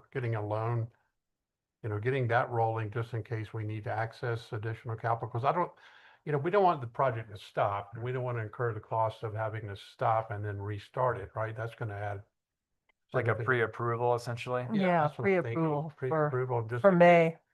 we decide to access May or funds June. outside of the town's funds. Mhm. Is that a consensus with the board? Yeah, I think we should look into that. That was part of it too. Like I just didn't want it to become a habit. Like, yeah, we're not a bank. Yeah. This isn't my money. It's It's their like money. a teenager, huh? Well, and Yeah. at this You know, point in they're on cruise, time, Lewis. at this point in time for us to line up some type of a short-term loan to be able to get through if we do have further delays in closing, like this gives us some time to actually do that and get maybe something lined up so that we have some type of pre-approval. So if the board, you have consensus about that, we can pursue that as well. That'd be great. I think so. Okay. Matt did have his hand up. Oh, There's there it is. Hi, Matt. Good evening, Board of Trustees. Matt Ginsberg, Mountain Affordable Housing Development. How are you all? We miss you. Yeah, I do owe you a visit. It can be convenient if it also snowed, which I guess it's doing. I think 2 months is probably just enough time to spin something up. The last time we talked to one of the most likely providers, they were going through a staffing change and they were a little short-handed. And that was like late last year. I will spin them up tomorrow morning and see what their availability is. I think there is a modest cost to get them going, like a few $1,000s, but as a insurance policy, quote unquote, it sounds like a reasonable idea. Okay. All right. Good. I'd like to make a resolution approving at the FHA Resolution 2026-0202, authorizing the second interim loan for St. Louis Landing, along with staff to proceed looking at optional financing in the event we need a temporary loan at the end of this interim loan. I'll second. Loan number one. Yeah.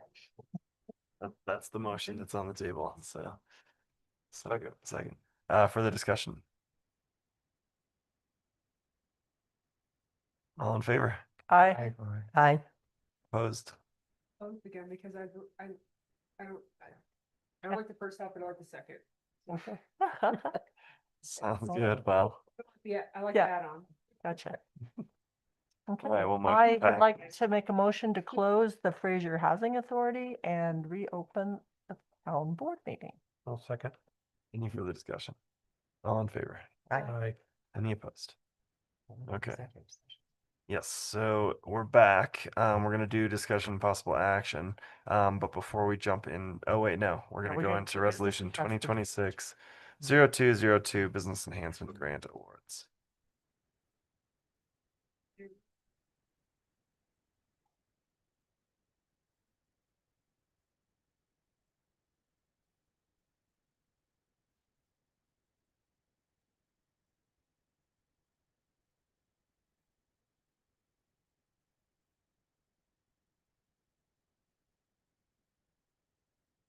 Good evening, Mayor Strickbenick, Board of Trustees, Sarah Catanzarite, Assistant Town Manager. The matter before you tonight is consideration of the Fraser Business Enhancement Grant applications for funding. As you know, the Fraser Business Enhancement Grant Program is intended to support current businesses and improve the economic vitality of Fraser by encouraging enhancements to the physical appearance of business properties, improvements of public infrastructure, amenities, and gathering places, and increased ADA accessibility. This program is part of a wider kind of economic development approach that really recognizes the importance of our local businesses to the town of Fraser, recognizing that a good portion of our town general fund does come from sales tax revenue, and just the place kind of in the heart of Fraser that the business community helps to provide. So looking to try to create a place where people want to go, with the idea that will lead to increased tourism and visitor spending, boosting property values and sales tax revenues, and business retention and growth, as well as contributing to just community and quality of life here in Fraser. So general kind of beautification of our downtown and commercial corridor, and enhancing the curb appeal, town identity, and civic pride, creating pedestrian-friendly environment and enhanced public spaces, and then just feeding into some of our long-term town initiatives and partnership with the business community, in turn leading to greater economic resiliency and sustainability for the town of Fraser. We had a workshop and some different agenda items last fall to again revisit the Business Enhancement Grant Program. Our eligible projects and most of the criteria largely stayed the same. We did kind of focus in on applicant eligibility and better defining that. So we are working with applicants must own or lease the commercial property slated for improvements. The properties must be within Fraser's Riverwalk or business district. or in another commercial mixed-use plan development. Home occupations and standalone residences are not eligible. Applicants must be in good standing with the town. So we do check that they all have current business licenses, things like that. Tenants must have written consent from property owners, and then a single application may be submitted for multiple spaces or properties for a particular scope of work. The maximum award that an applicant can receive is $25,000. That is per business space. So again, if there's multiple businesses as part of one project, that award amount can be increased relevant to the number of businesses. We do require a match. Generally, that's a minimum of 50% of the project cost. So if they were to get a $10,000 award, they'd have to be paying at least $10,000 themselves.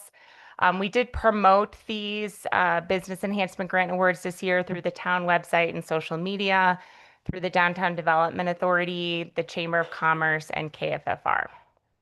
We moved up the priority deadline this year. Last year it was March 1st. This year it was February 1st to try to give applicants, if they were awarded, more time to make sure their projects were kind of lined up and hopefully could be executed this summer as intended. And we did receive 7 applications by that February 1st deadline. We had a grant review committee once again. So that was made up of Garrett Scott and myself as town staff. We also had Diane Butler from Grand County Economic Development and Abby Samuelson and Bill Palmer, who are both GDA members as well as local business owners. We reviewed the applications. They were reviewed to make sure that the applicant and the project were eligible.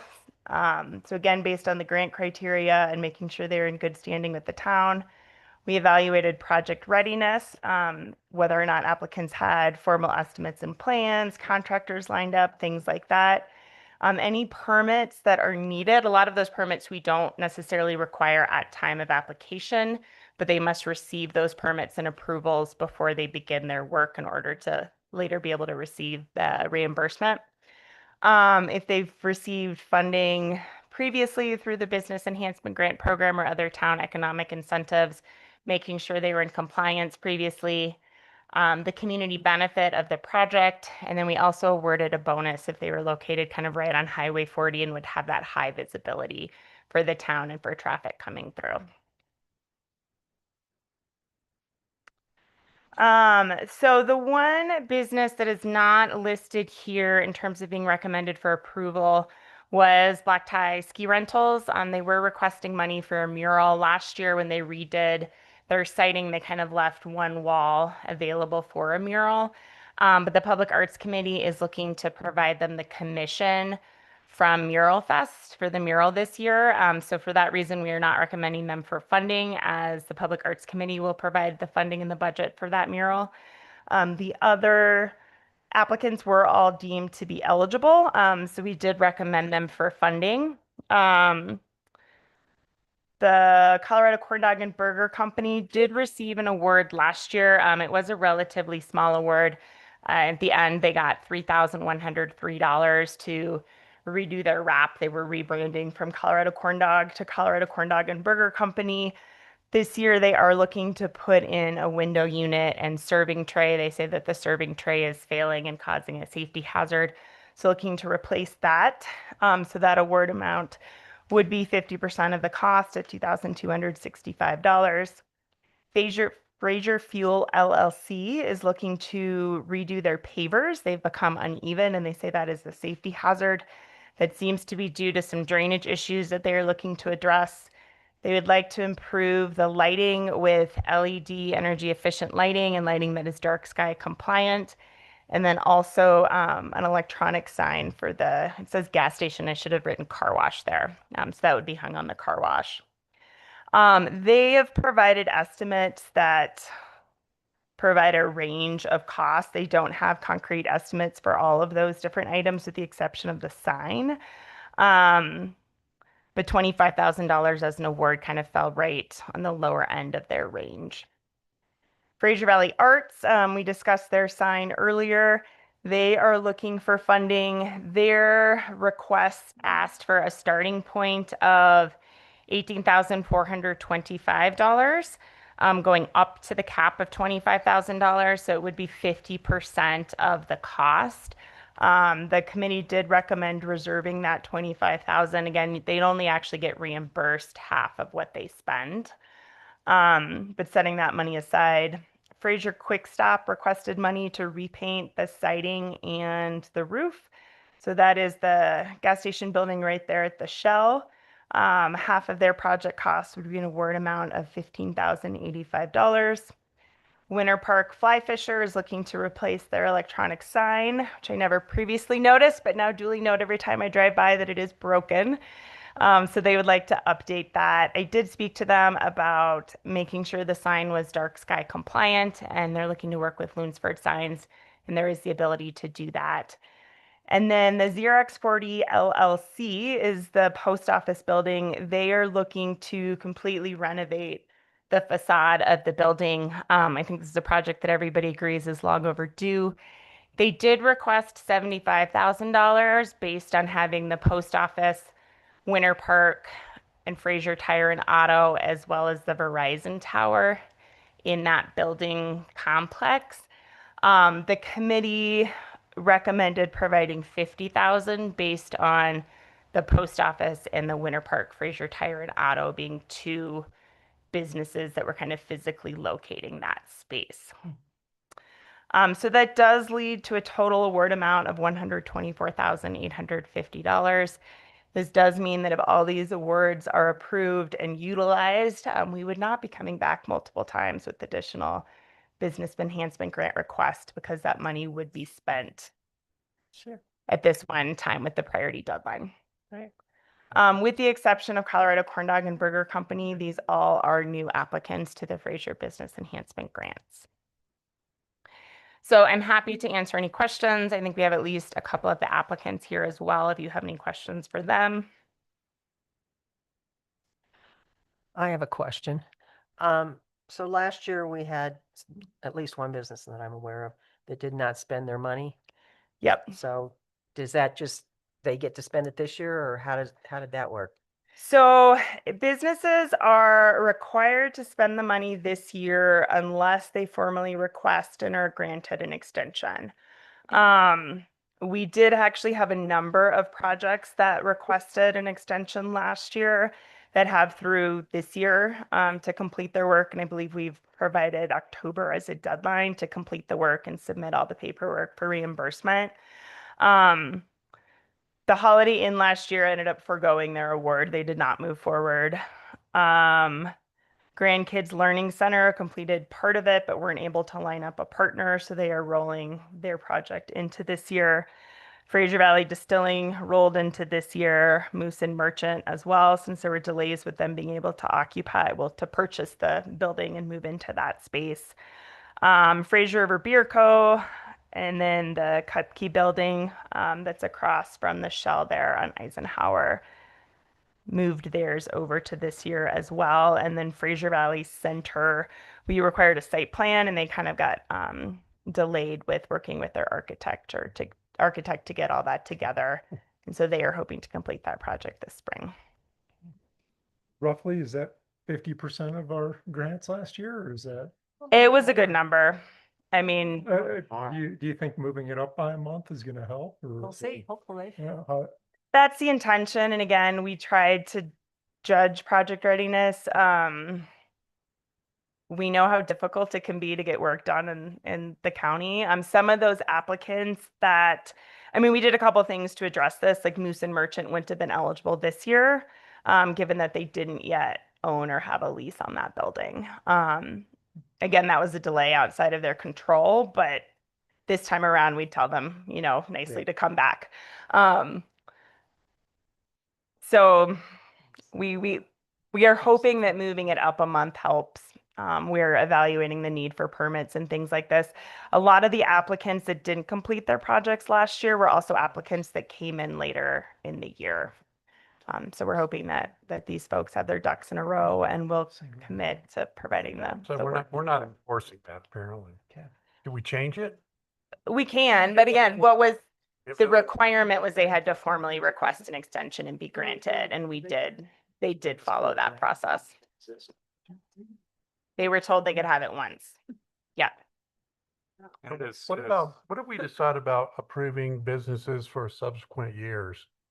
So if they get a grant one year, are they eligible in subsequent years? I mean, is it indefinite in how many they can request? Currently, they are eligible to reapply. That was a criteria we looked at. So if we didn't have enough money to go around, they would be at a disadvantage to new applicants.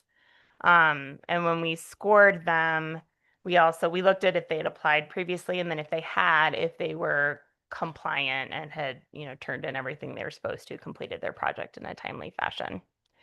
I think if the board wants to revisit the criteria again, as we did last year, that's something that we could look at. Yeah. I think is good with that. Yeah. Yeah, they don't get a priority. Other people are priority over them. I mean, my recommendation would be that we look at a cap on dollar amount versus number of times that they apply. Again, Colorado Corn Dog Company, their dollar amount was relatively small compared to some of the other projects. And so with their second grant this year, their dollar amount is still going to be one of our lowest grantee awards. Requirement that there be visibility from 40 or, some visibility You got a requirement, bonus. because I that think it's business like is the word tucked for it, behind. bonus. It's not visible, right? That's From the fine. road. Need help with sign. The requirements that they're in a commercial, that it's a commercial property in the downtown or a commercial district, we did again in assigning points. They got bonus points or more points for being highly visible and on 40. So which one was it? There's materials for metal roofing, plastic film, blah blah blah, paint roof on the main building. I guess I'm looking at that and I'm thinking, what if Murdoch Center says, "Oh, we need help with our roof. Like it's a flat roof, nobody can see anything, but they still." We need to paint a big alien balloon on there. Well, I mean, like, a landlord. Yeah. well, that's Well, and that's more of a ceiling. so that's what I'm saying. Is Is that like, roofing visible from the road? is the visibility the key factor? That's The leak That big. would be visible. Sarah, what do the program requirements say about non-visible improvements for the business enhancement grant? We do not specifically reference non-visible improvements. Eligible projects, ADA improvements, publicly displayed art, landscaping and streetscape improvements, exterior decorations, building facade improvements, renovations, painting, signage, awnings, cornices, sidewalks, exterior lighting, gathering spaces, public amenities, patios, or other related exterior improvements. Again, the evaluation criteria states that improvements that provide the most public benefit will be prioritized. So the board could opt to not prioritize improvements that, are not maximally seen. Yeah, I mean, I Seems thought like it was a they're more ceiling beautification than project, right? Painting it. yeah. Yeah. Who paints? I mean, I'm not sure. Painting is flat. Can I make a motion? Yes. I'd like to make a motion approving resolution 2026-0202 Business Enhancement Grants Awards as posted here on our agenda. Is anyone ready to make a second? Okay. Further discussion. Yeah. Yeah. Yeah, I hate to do this, but I would recommend that we revisit the criteria again, because it seems, in your words, wishy-washy. It's, there's a lot of gray here. We're not, I don't know, it doesn't seem like the criteria are really, really firm. I think we all need to be on the same page. Well, yeah, I think that's a continuous process that we're in. I mean, every year. Hopefully we're taking suggestions and maybe honing it. I mean, I really do appreciate that they recognize the Verizon Tower not as a operating business. It doesn't have staff, it doesn't generate revenue, it doesn't, it truly is an amenity lease. So I appreciate that you guys recognize that. And that's kind of what I was talking about Yeah. with the signs. I being figured released that's as what well. you're, yeah. So, It's it's a tenant of mine, and therefore they're paying police, and I'm paying taxes on that lease, so it is. Deb, would you like to come up to the mic? and maybe I got my language wrong, but I think she understood what we're, I mean, should we be paying Verizon for something that I don't know. Power, there is a structure that is around it, Mhm. so that has to be removed to be able to even inside of that side Mhm. of the building. So there's some of the costs for my choice at this point is not siding that side of the building, which based on what you're saying is, it doesn't have to be, it's not visible from 40, although it is visible from St. Louis Landing. But that's kind of the option I'm going to have, is trying to decide what do I do now instead of putting the rock, the metal, and the siding that is generating right now around $200,000, leaving that as it is and just doing 3 sides of it. Yeah, and I'm supportive of the project. I think we were working out some technicalities in our grant process, not necessarily your project specifically. So I apologize if you misunderstood some of my questions as a negative on your project. Okay. The other thing that happens with that Verizon tower is that it is you're actually going in and increasing the Verizon tower, the maintenance on it, Verizon is. And they've been trying to do this maintenance on that tower for about 2 years right now. That's why your cell coverage isn't working. And Because of this. And the reason why is Hillison never talked to them, never, they wanted to come in and wouldn't give them a kind of work permit to go up there and do the tower. So right now, we're in the process of working with Verizon, which is now Vertical Bridge, part of Verizon, to go in there and they're gonna upgrade that tower for basically the valve. So what we were trying to do was get this all put together at the same time, so the fence could be removed, they could go do their changes, we could do the siding. So that's kind of how it works. Yeah. We Okay. appreciate that. I have a question about the roof and the quick stop. I believe that's a metal roof. Is that Looks correct? like it, yeah. Mediterranean style. I mean, I've never seen anybody be successful in painting a metal roof. It usually ends up having to be replaced, and I think the Conoco in Winter Park was exhibit A of how it just doesn't really work. It's pretty tough, but you're doing it outside. You paint a car inside in a booth with. Be done. Ain't done. I've never seen it.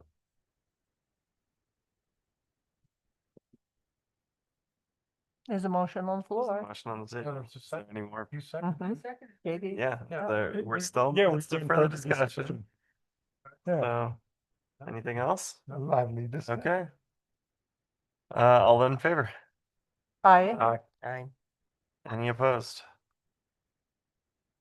Okay. All right. Got a conical like that. Probably. Yeah. Thank you. There's a certain. Yeah. We could. Thanks. I'd like to move to hold an emergency executive session pursuant to Colorado Revised Statute 24-6-4024 for a conference with the town attorney for the purpose of discussing legal sufficiency of the comprehensive plan and for the relevance and application of ongoing legal questions to the Grand Park West Mountain Filing 1 Final Plat and FPDP. Oh, to include Michael Brock, Garrett Scott, and Kent Whitmer. Second. Any further discussion? All in favor? Aye. So can we just go into the boardroom?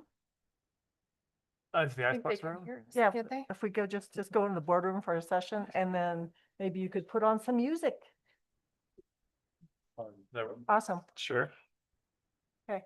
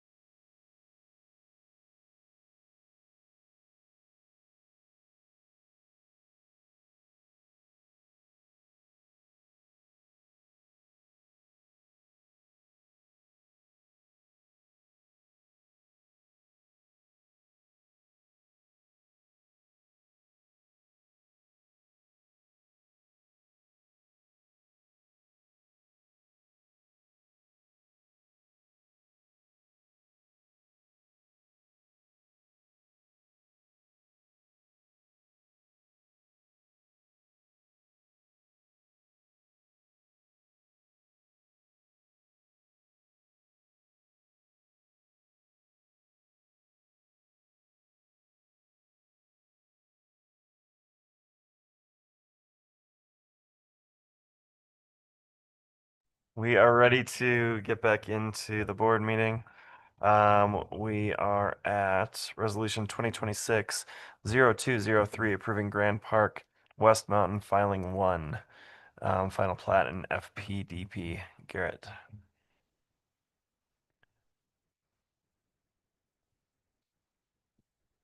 All right, thank you, Mayor and Trustees. Garrett Scott, Town Planner. The item before you is an FPDP and final plat for the West Mountain Filing 1 development in Grand Park. Applicant information up on the screen, as well as property location. Proposed land uses include 79 single-family residences. The existing zoning is PD for planned development. And again, this request is the approval of a final plat and FPDP with those 79 residential lots, and it includes revisions to the previously approved street and lot layout. So when this application went to the Planning Commission last month on January 28th, that was a properly noticed public hearing. Notice was published in the Sky High newspaper 2 weeks in advance on the January 14th. And the applicant sent out mailed notices to adjacent property owners on or before January 14th in compliance with code. And affidavits of that mailing/mailing receipts are provided in the packet for reference. Speaking to the overall review and approval timeline, backing up all the way to 2005 is when the Plan Development District Plan for Grand Park was approved. March of 2023 is when the preliminary plat and FPDP were approved by the Planning Commission. This application has received approval by the board twice before, first in June of 2024 for the final plat. The applicant received approval again in January of last year to accommodate a revision in the number of lots and their layout. And this approval before you this evening is the second revision to this FPDP and final plat. So looking at the development location, it is the dark gray area kind of in the center of your screen. Property is located generally west of the Union Pacific Railroad along a planned extension of Grand Park Drive. Just as a note, this map includes property and right-of-way lines with mostly existing areas depicted to the north and east of the railroad, and future proposed but not yet approved areas depicted in the remainder of West Mountain, just for reference. But again, tonight's approval just focuses on the area depicted here. Just further context on the location of the property, showing, proximity to Highway 40 in the Village of Grand Park area, Old Victory Road, Grand Park Drive, and the Union Pacific Railroad. This is the Leland Creek subdivision of Winter Park, as well as Leland Creek itself, kind of on the border of the property. So speaking to what changed from the approval from January of a year ago, that previous version is here on the left, whereas the current proposed revision is shown here on the right. So in general, the shape of an area of the subdivision is overall consistent, but the main change is the addition of this roundabout intersection and relocation of this collector roadway further west along Grand Park Drive. This collector roadway is proposed to serve future development areas. And this change to a roundabout intersection was also necessary to facilitate, anticipated traffic volumes and traffic demands that are expected with future development that this road would serve. But overall, the land uses themselves are consistent between the two proposals, with a mix of single-family attached and detached units on these lots. So in terms of the process to modify an approved FPDP, this section of our code, 19.2.160, states that an approved FPDP may be modified through a minor or major amendment. Minor FPDP amendments are administratively approved by staff. However, these only apply to a fairly limited set of circumstances. Major FPDP amendments on the other hand, do require a public hearing before the Planning Commission and approval by the Board of Trustees. And the reason why this is being triggered is specifically this requirement here, which is a rearrangement of lots, blocks, and building tracks. And again, this was just precipitated by the change to the roadway and intersection layout. This slide shows the overall land use plan for West Mountain Filing 1 and the various planning areas that comprise the proposed development. In contrast to the previous approval from a year ago, this FPDP removes planning area 10W.2. It is now consolidated into 10W.1. Additionally, this FPDP would formalize this area of 23W encompassing open space areas as well as the right-of-way of major roads, Grand Park Drive and Outpost Club Drive, as is consistent with the Grand Park PDD to include these major roadways as 23W acreage.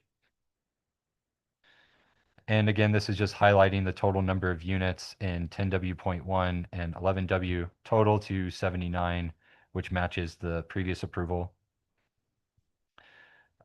In terms of planning area acreage, excluding 23W, the area of 10W.1 and 11W has increased slightly from the previous approval from a year ago by approximately 3.5 acres. However, this is fairly close and in line with the original approval, and staff has no major concerns at this time. And we'll continue to track both density, approved units, as well as approved acreage throughout West Mountain as FPDPs are approved to ensure consistency with the Grand Park PDD. So this slide depicts the 2005 Grand Park PDD on the left, as well as the filing 1 area that is under consideration tonight, as well as a future proposal, West Mountain Filing 2, which is under review at this time, and going through the review and approval process. So as was mentioned, this filing 2 proposal is really what precipitated the change to filing 1 and triggering the need to revise the roadway layout and the intersection. The updated plans, just take into account future development plans, but they're still consistent with the Grand Park PDD, so staff has no issues with the filing 1 proposal. And this filing 2 application will come to the Planning Commission next week for initial review and approval of their preliminary plat, and will continue to be reviewed in accordance to the town's processes. So next, I wanted to speak to a couple of conditions of approval. One of them being the requirement that the water master plan for the West Mountain area be completed. I first just want to note that this was a condition of approval from the previous 2 approvals of this FPDP and final plat, and staff is simply recommending that it be carried forward as a condition of approval yet again for this iteration, just to be consistent with those prior approvals. In terms of the status of this master plan, it's been under review throughout last year and even to today, and it has progressed, but at this point it is still not approved. So we simply want to maintain that condition of approval. Additionally, what's shown here on the right comes from the traffic study that was required as part of the West Mountain Filing 2 review, and it's provided in the packet just for reference. This traffic impact study is also still under review by staff and not approved at this time. And staff just wants to be clear that approval of the filing 1 FPDP and final plat application tonight does not constitute approval of this traffic study by the board. Again, it's still under review by town staff. It's simply provided in the packet for reference, as this was the thing that triggered the roundabout and the change to the roadway configuration. So ultimately, staff is recommending approval with conditions. Staff recommends that the board approve Resolution 2026-0203 with the conditions as noted. Generally speaking, these are the same conditions of approval from January of last year. and just carrying them over to the current approval. And they include addressing all pending referral comments, receiving approval of the water master plan, and additional standard items such as executing a development improvements agreement, finalizing addresses, etc. So I'll just stop my presentation here if there are any questions and then let the applicant present. Yeah, I forget which one of the documents, but it seemed to lead me to believe that there's a difference in the understanding of what approval of the water master plan is. So just submitting one versus Merrick what does approval of a water master plan mean? Or how does it get qualified as approved? Yeah, I would say that the water master plan is comprised of various elements. And to this date, you know, some of those elements have been submitted separately from one another and reviewed separately. So for example, backing up to this slide, what this is depicting on the left here is the kind of overall layout of water mains, pump houses, and water storage tanks throughout West Mountain. And this is something that has had a lot of time, effort, review put into it to reach this point. Other elements of the plan include, you know, identifying water source facilities, the actual raw water wells to, you know, supply groundwater and treat it to serve these uses. That has been, you know, less of a area of focus thus far in submittals. The town has received some informal, I would describe them, submittals of this information. But I would say really the water master plan document should encompass these various plan elements together. And at this time, we don't have that cohesive. Well, yeah, I think of a master plan as a cohesive central document, not as a collection of submittals on whatever the subject of the day is. So, okay. Sure. Yeah.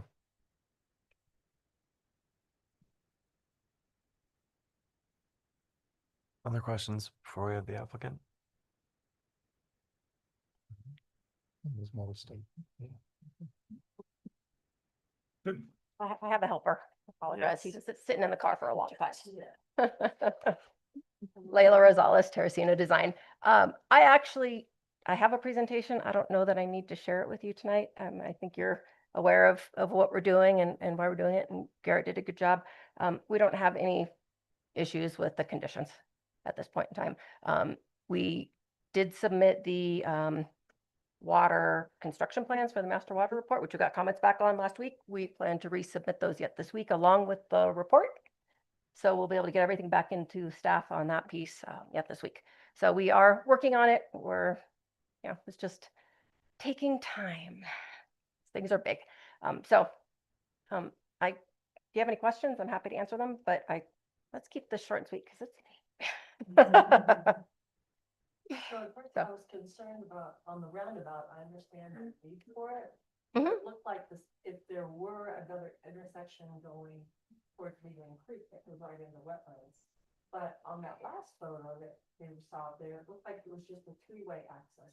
It will be all four because there will be access coming down. But that's, so is that your property? Mhm. That's cool. Yeah, well, and it's a piece of property actually that Coble still has ownership of. There's a 30-acre parcel right down in there. But yes, so the roundabout will be 4 legs, but it does not impact the wetlands. Believe So it or not. Yeah, but that's a conversation for another day. Yep. How far could you just show like on a map? Yeah. How far up the wetlands? And I don't know if you could do like a 3D. Bye. Hey, Katie, can you turn on your mic there? One of the documents did show wetlands, kind of a little bit of a Can you delineator. share? And it's, Thank you. the roundabout isn't on it, but that the North Road would head right into them. And then there's the wildlife border, but that's another filing by someone else. There we go. Let's. Yep. Okay. Is that Fraser or her? Sort of can zoom in on it. Let's see. Oh, it doesn't show wetlands on it, but Yeah, pretty much.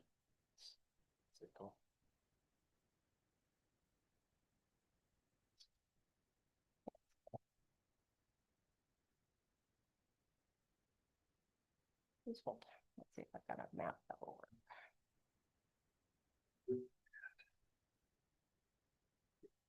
Well, this starts to show it a little bit. Give it 1 second. It never catches up.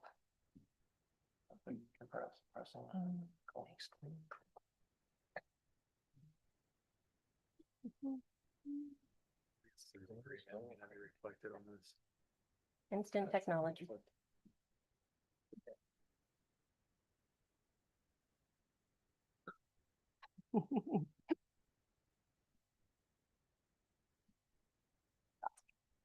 That's Buddy. Okay, so the roundabout that you're looking at here, you can do one here.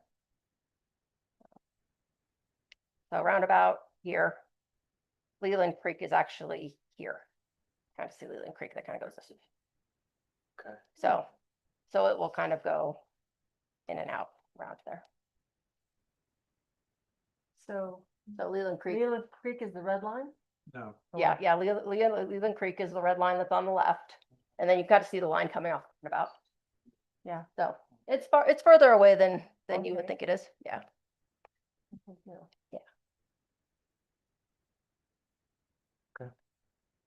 Topic for another day. That is, it's true. Okay. So. Anybody have any more questions? No, that was the big one.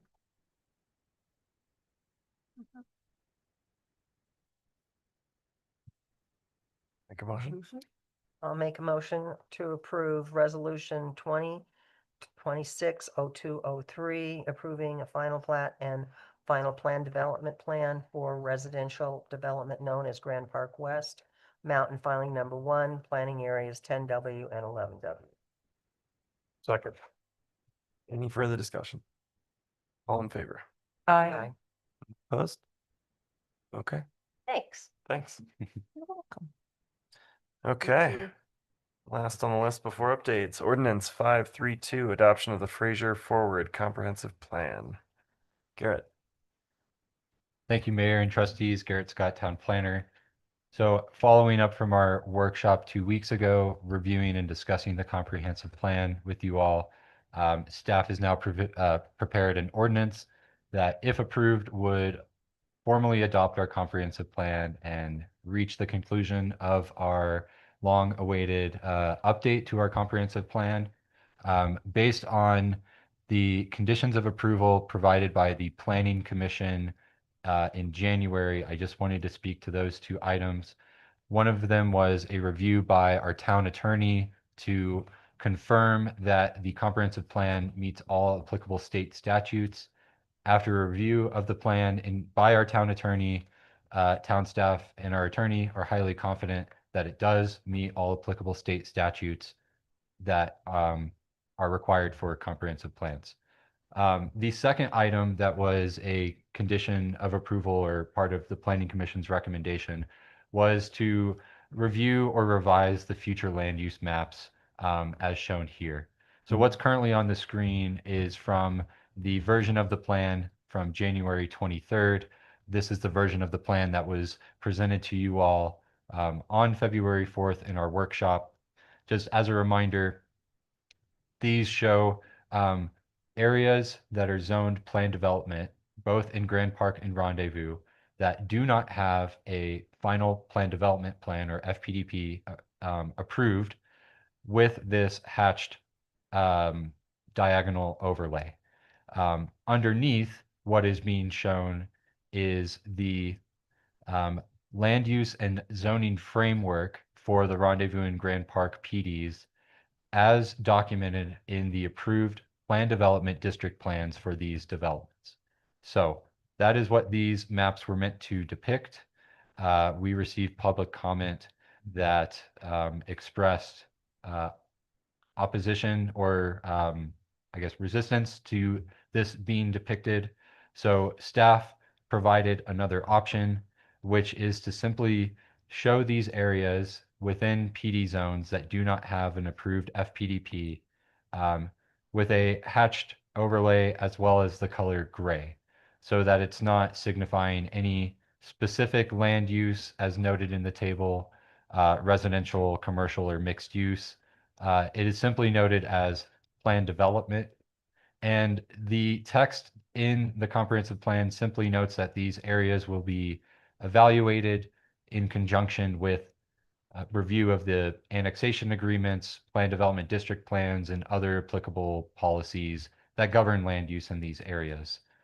So ultimately, staff believes that the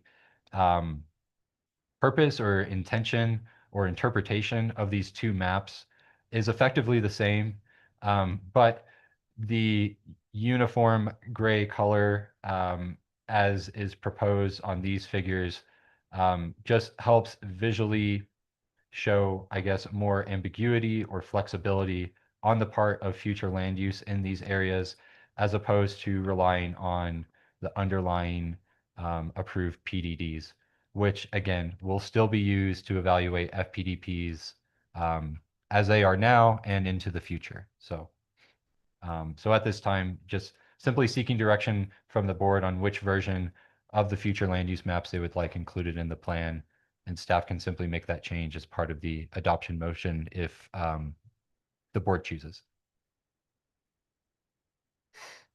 I mean, I'm okay with the grayed out version, but shouldn't we add that filing one we just approved? Can we add that to the?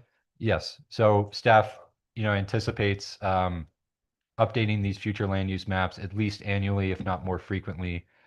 Certainly as FPDPs are approved, as rezoning applications are approved, say from a residential to a mixed use type of zone, that could result in a change to the future land use map. So these maps are certainly amendable and they are not static over time, and staff anticipates changing them, certainly to your point, as FPDPs are approved and those PD areas are more finalized.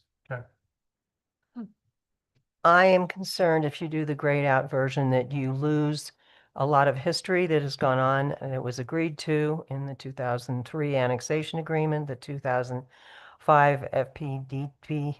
And I think it's really important that boards moving forward have this history, and that I understand there will be changes, but I think that's a baseline. And any changes should be an improvement of what was previously approved, but not ignoring what was previously approved. And I think it's really important that some of us may not be here in 10 years. Probably not me, anyway, at least at this table. I think it's important that the history of what has gone on is depicted, and a lot of people are visual people, and some people like to read paragraphs and dig deep into the files, but a lot of people would like to look at it and say, oh, I get what the town was thinking when this was annexed. So I would like to move forward with the colored, with everything else so that it matches and it all looks like we worked on this, and it just didn't plop in here at this point. So Peggy, do you like the colored with the hatch overlay? Is that Yep, what you're I talking think about? that's fine. Okay. That's just, Peggy. but that gives you a depiction of what was the original plan. Now, that doesn't mean it can't change. One as FPDP. Can you pull that slide back up, please? Thank you. And as FPDPs are approved, or is that still the intent that we're hearing, is that we can kind of update certain parts of the map as they are? Still updated. I think that's fine, but I think, Well, essentially everything that doesn't have an FPDP approved will still just reflect the 2005 PDD. yeah. And then you take the cross hashing out, and then you know it's approved. So it sounds like there's consensus, at least with two of the board members, about updating certain parts of that map as FPDPs are approved. Oh, yeah, absolutely. Okay. Yeah. And Whether it's grayed out or reflects the 2005 PDD, we at least agree on that? Yeah. Yeah. Okay, so then really it's the decision To Garrett's point, if you would like So- those other areas to be grayed out versus showing the bubbles. You know, when I look at, Does it say on this map down below that it's from the 2003 FPPD? On this future land use map, it does not call out the 2003 or 2005 PDDs specifically, but they are referenced earlier in the text of the plan. So I think it might be appropriate to have that, just a note on there that references that. And I think there's a reference also, that you said that there will be changes made. Maybe you could read that so that. Well, but everybody's is there. that reference on the map itself? Well, this is in the actual document, but Yeah, I mean, we could put it on the map but as well. yeah, Good just place. a little box, just an inserted box on the bottom of the map Yeah. that says that, however you would explain that. The base map was from the, So PDD from 2003 or whatever it was, or 5. I mean, I don't this know. is just a conceptual design. The colors and the boundaries of the colors aren't exact. yeah, to Right. me, that It's just is for imagination, Yeah. in my mind. Doesn't really help. It's kind of pretty. But it gives you an understanding of what kind of uses, not necessarily the planning area specific, and the open space. And I think that's the key. Yeah.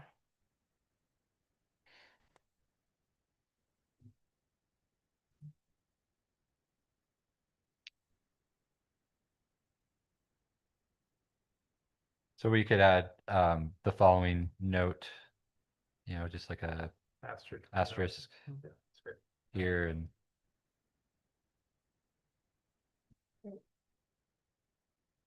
so would the board be comfortable with adding that note and using the land uses as shown? Again, recognizing that as FPDPs are approved, this would be updated and amended to reflect those approvals.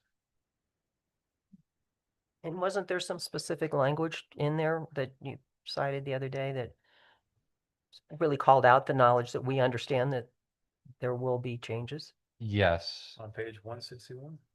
Yeah, page 161. Any future amendments to these areas are subject to review and approval by the town in conjunction with the plan development amendment procedures and their respective annexation agreements. So. Thank you, Garrett. So could Have a those safe drive areas that are labeled low density, medium density, high density, could they change in terms of their density? I think the density designation, especially for the areas in West Mountain, for example, is somewhat subjective and simply based on the number of residential units that are approved for these planning areas and the acreage of those planning areas, as well as the type of residential units, whether it's single family detached or attached multifamily residential units. So generally speaking, the planning areas that are depicted as medium or high density allow for attached duplexes, triplex townhomes up to multifamily condos, whereas the low density residential generally only allow single family detached. So it is meant to be consistent with the 2005 PDD. But there can be density transfers within those areas, right? So that could change. Well, ultimately, yes, the density transfers, staff would evaluate and review those in conjunction with the applicable, regulations and procedures from the annexation agreement and PDDs. So in theory, yes, it is possible that, say, a area that's identified as low density residential on this map is proposed for a density transfer that brings it more into the medium density side of things. But again, staff would not evaluate that density transfer against this map itself, but rather just by the density transfer procedures and requirements, if that makes sense. Whereas the parks and open space area is not subject to change in terms of any development. So within the 2005 PDD for Grant Park, 23W is identified as a open space and facilities land use. The primary use that's identified within planning area 23W in the West Mountain is a golf course. I think the primary standard that staff is looking at in review of that 23W area is total acreage, as well as the fact that no residential lodging or commercial uses are entitled within that planning area. So as far as the shape or location of the open space as it is depicted on here, just as all the other planning areas and roadway features as depicted here, they are subject to change and will be finalized with an FPDP submittal. And again, this is simply reflecting what was shown on the Grand Park PDD from 2005. So Garrett, we currently have the potential of density transfers in that area, but really in the summer of 2028, there's much greater potential for change, correct? Potentially. Okay.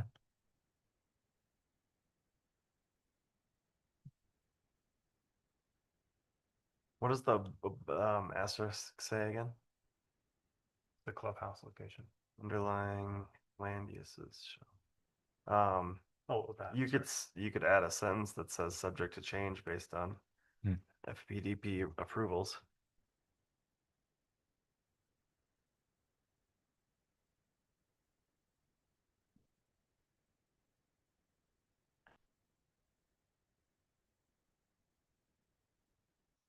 Does that verbiage make sense to the board?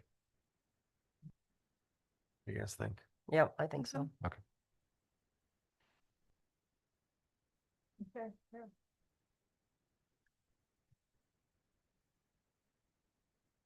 Can fit it in there or Make it look make pretty. its own box.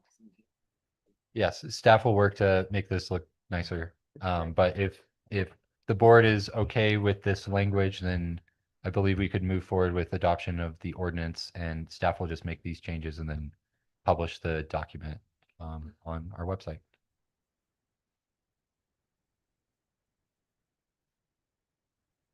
I don't think we're taking public comment on this.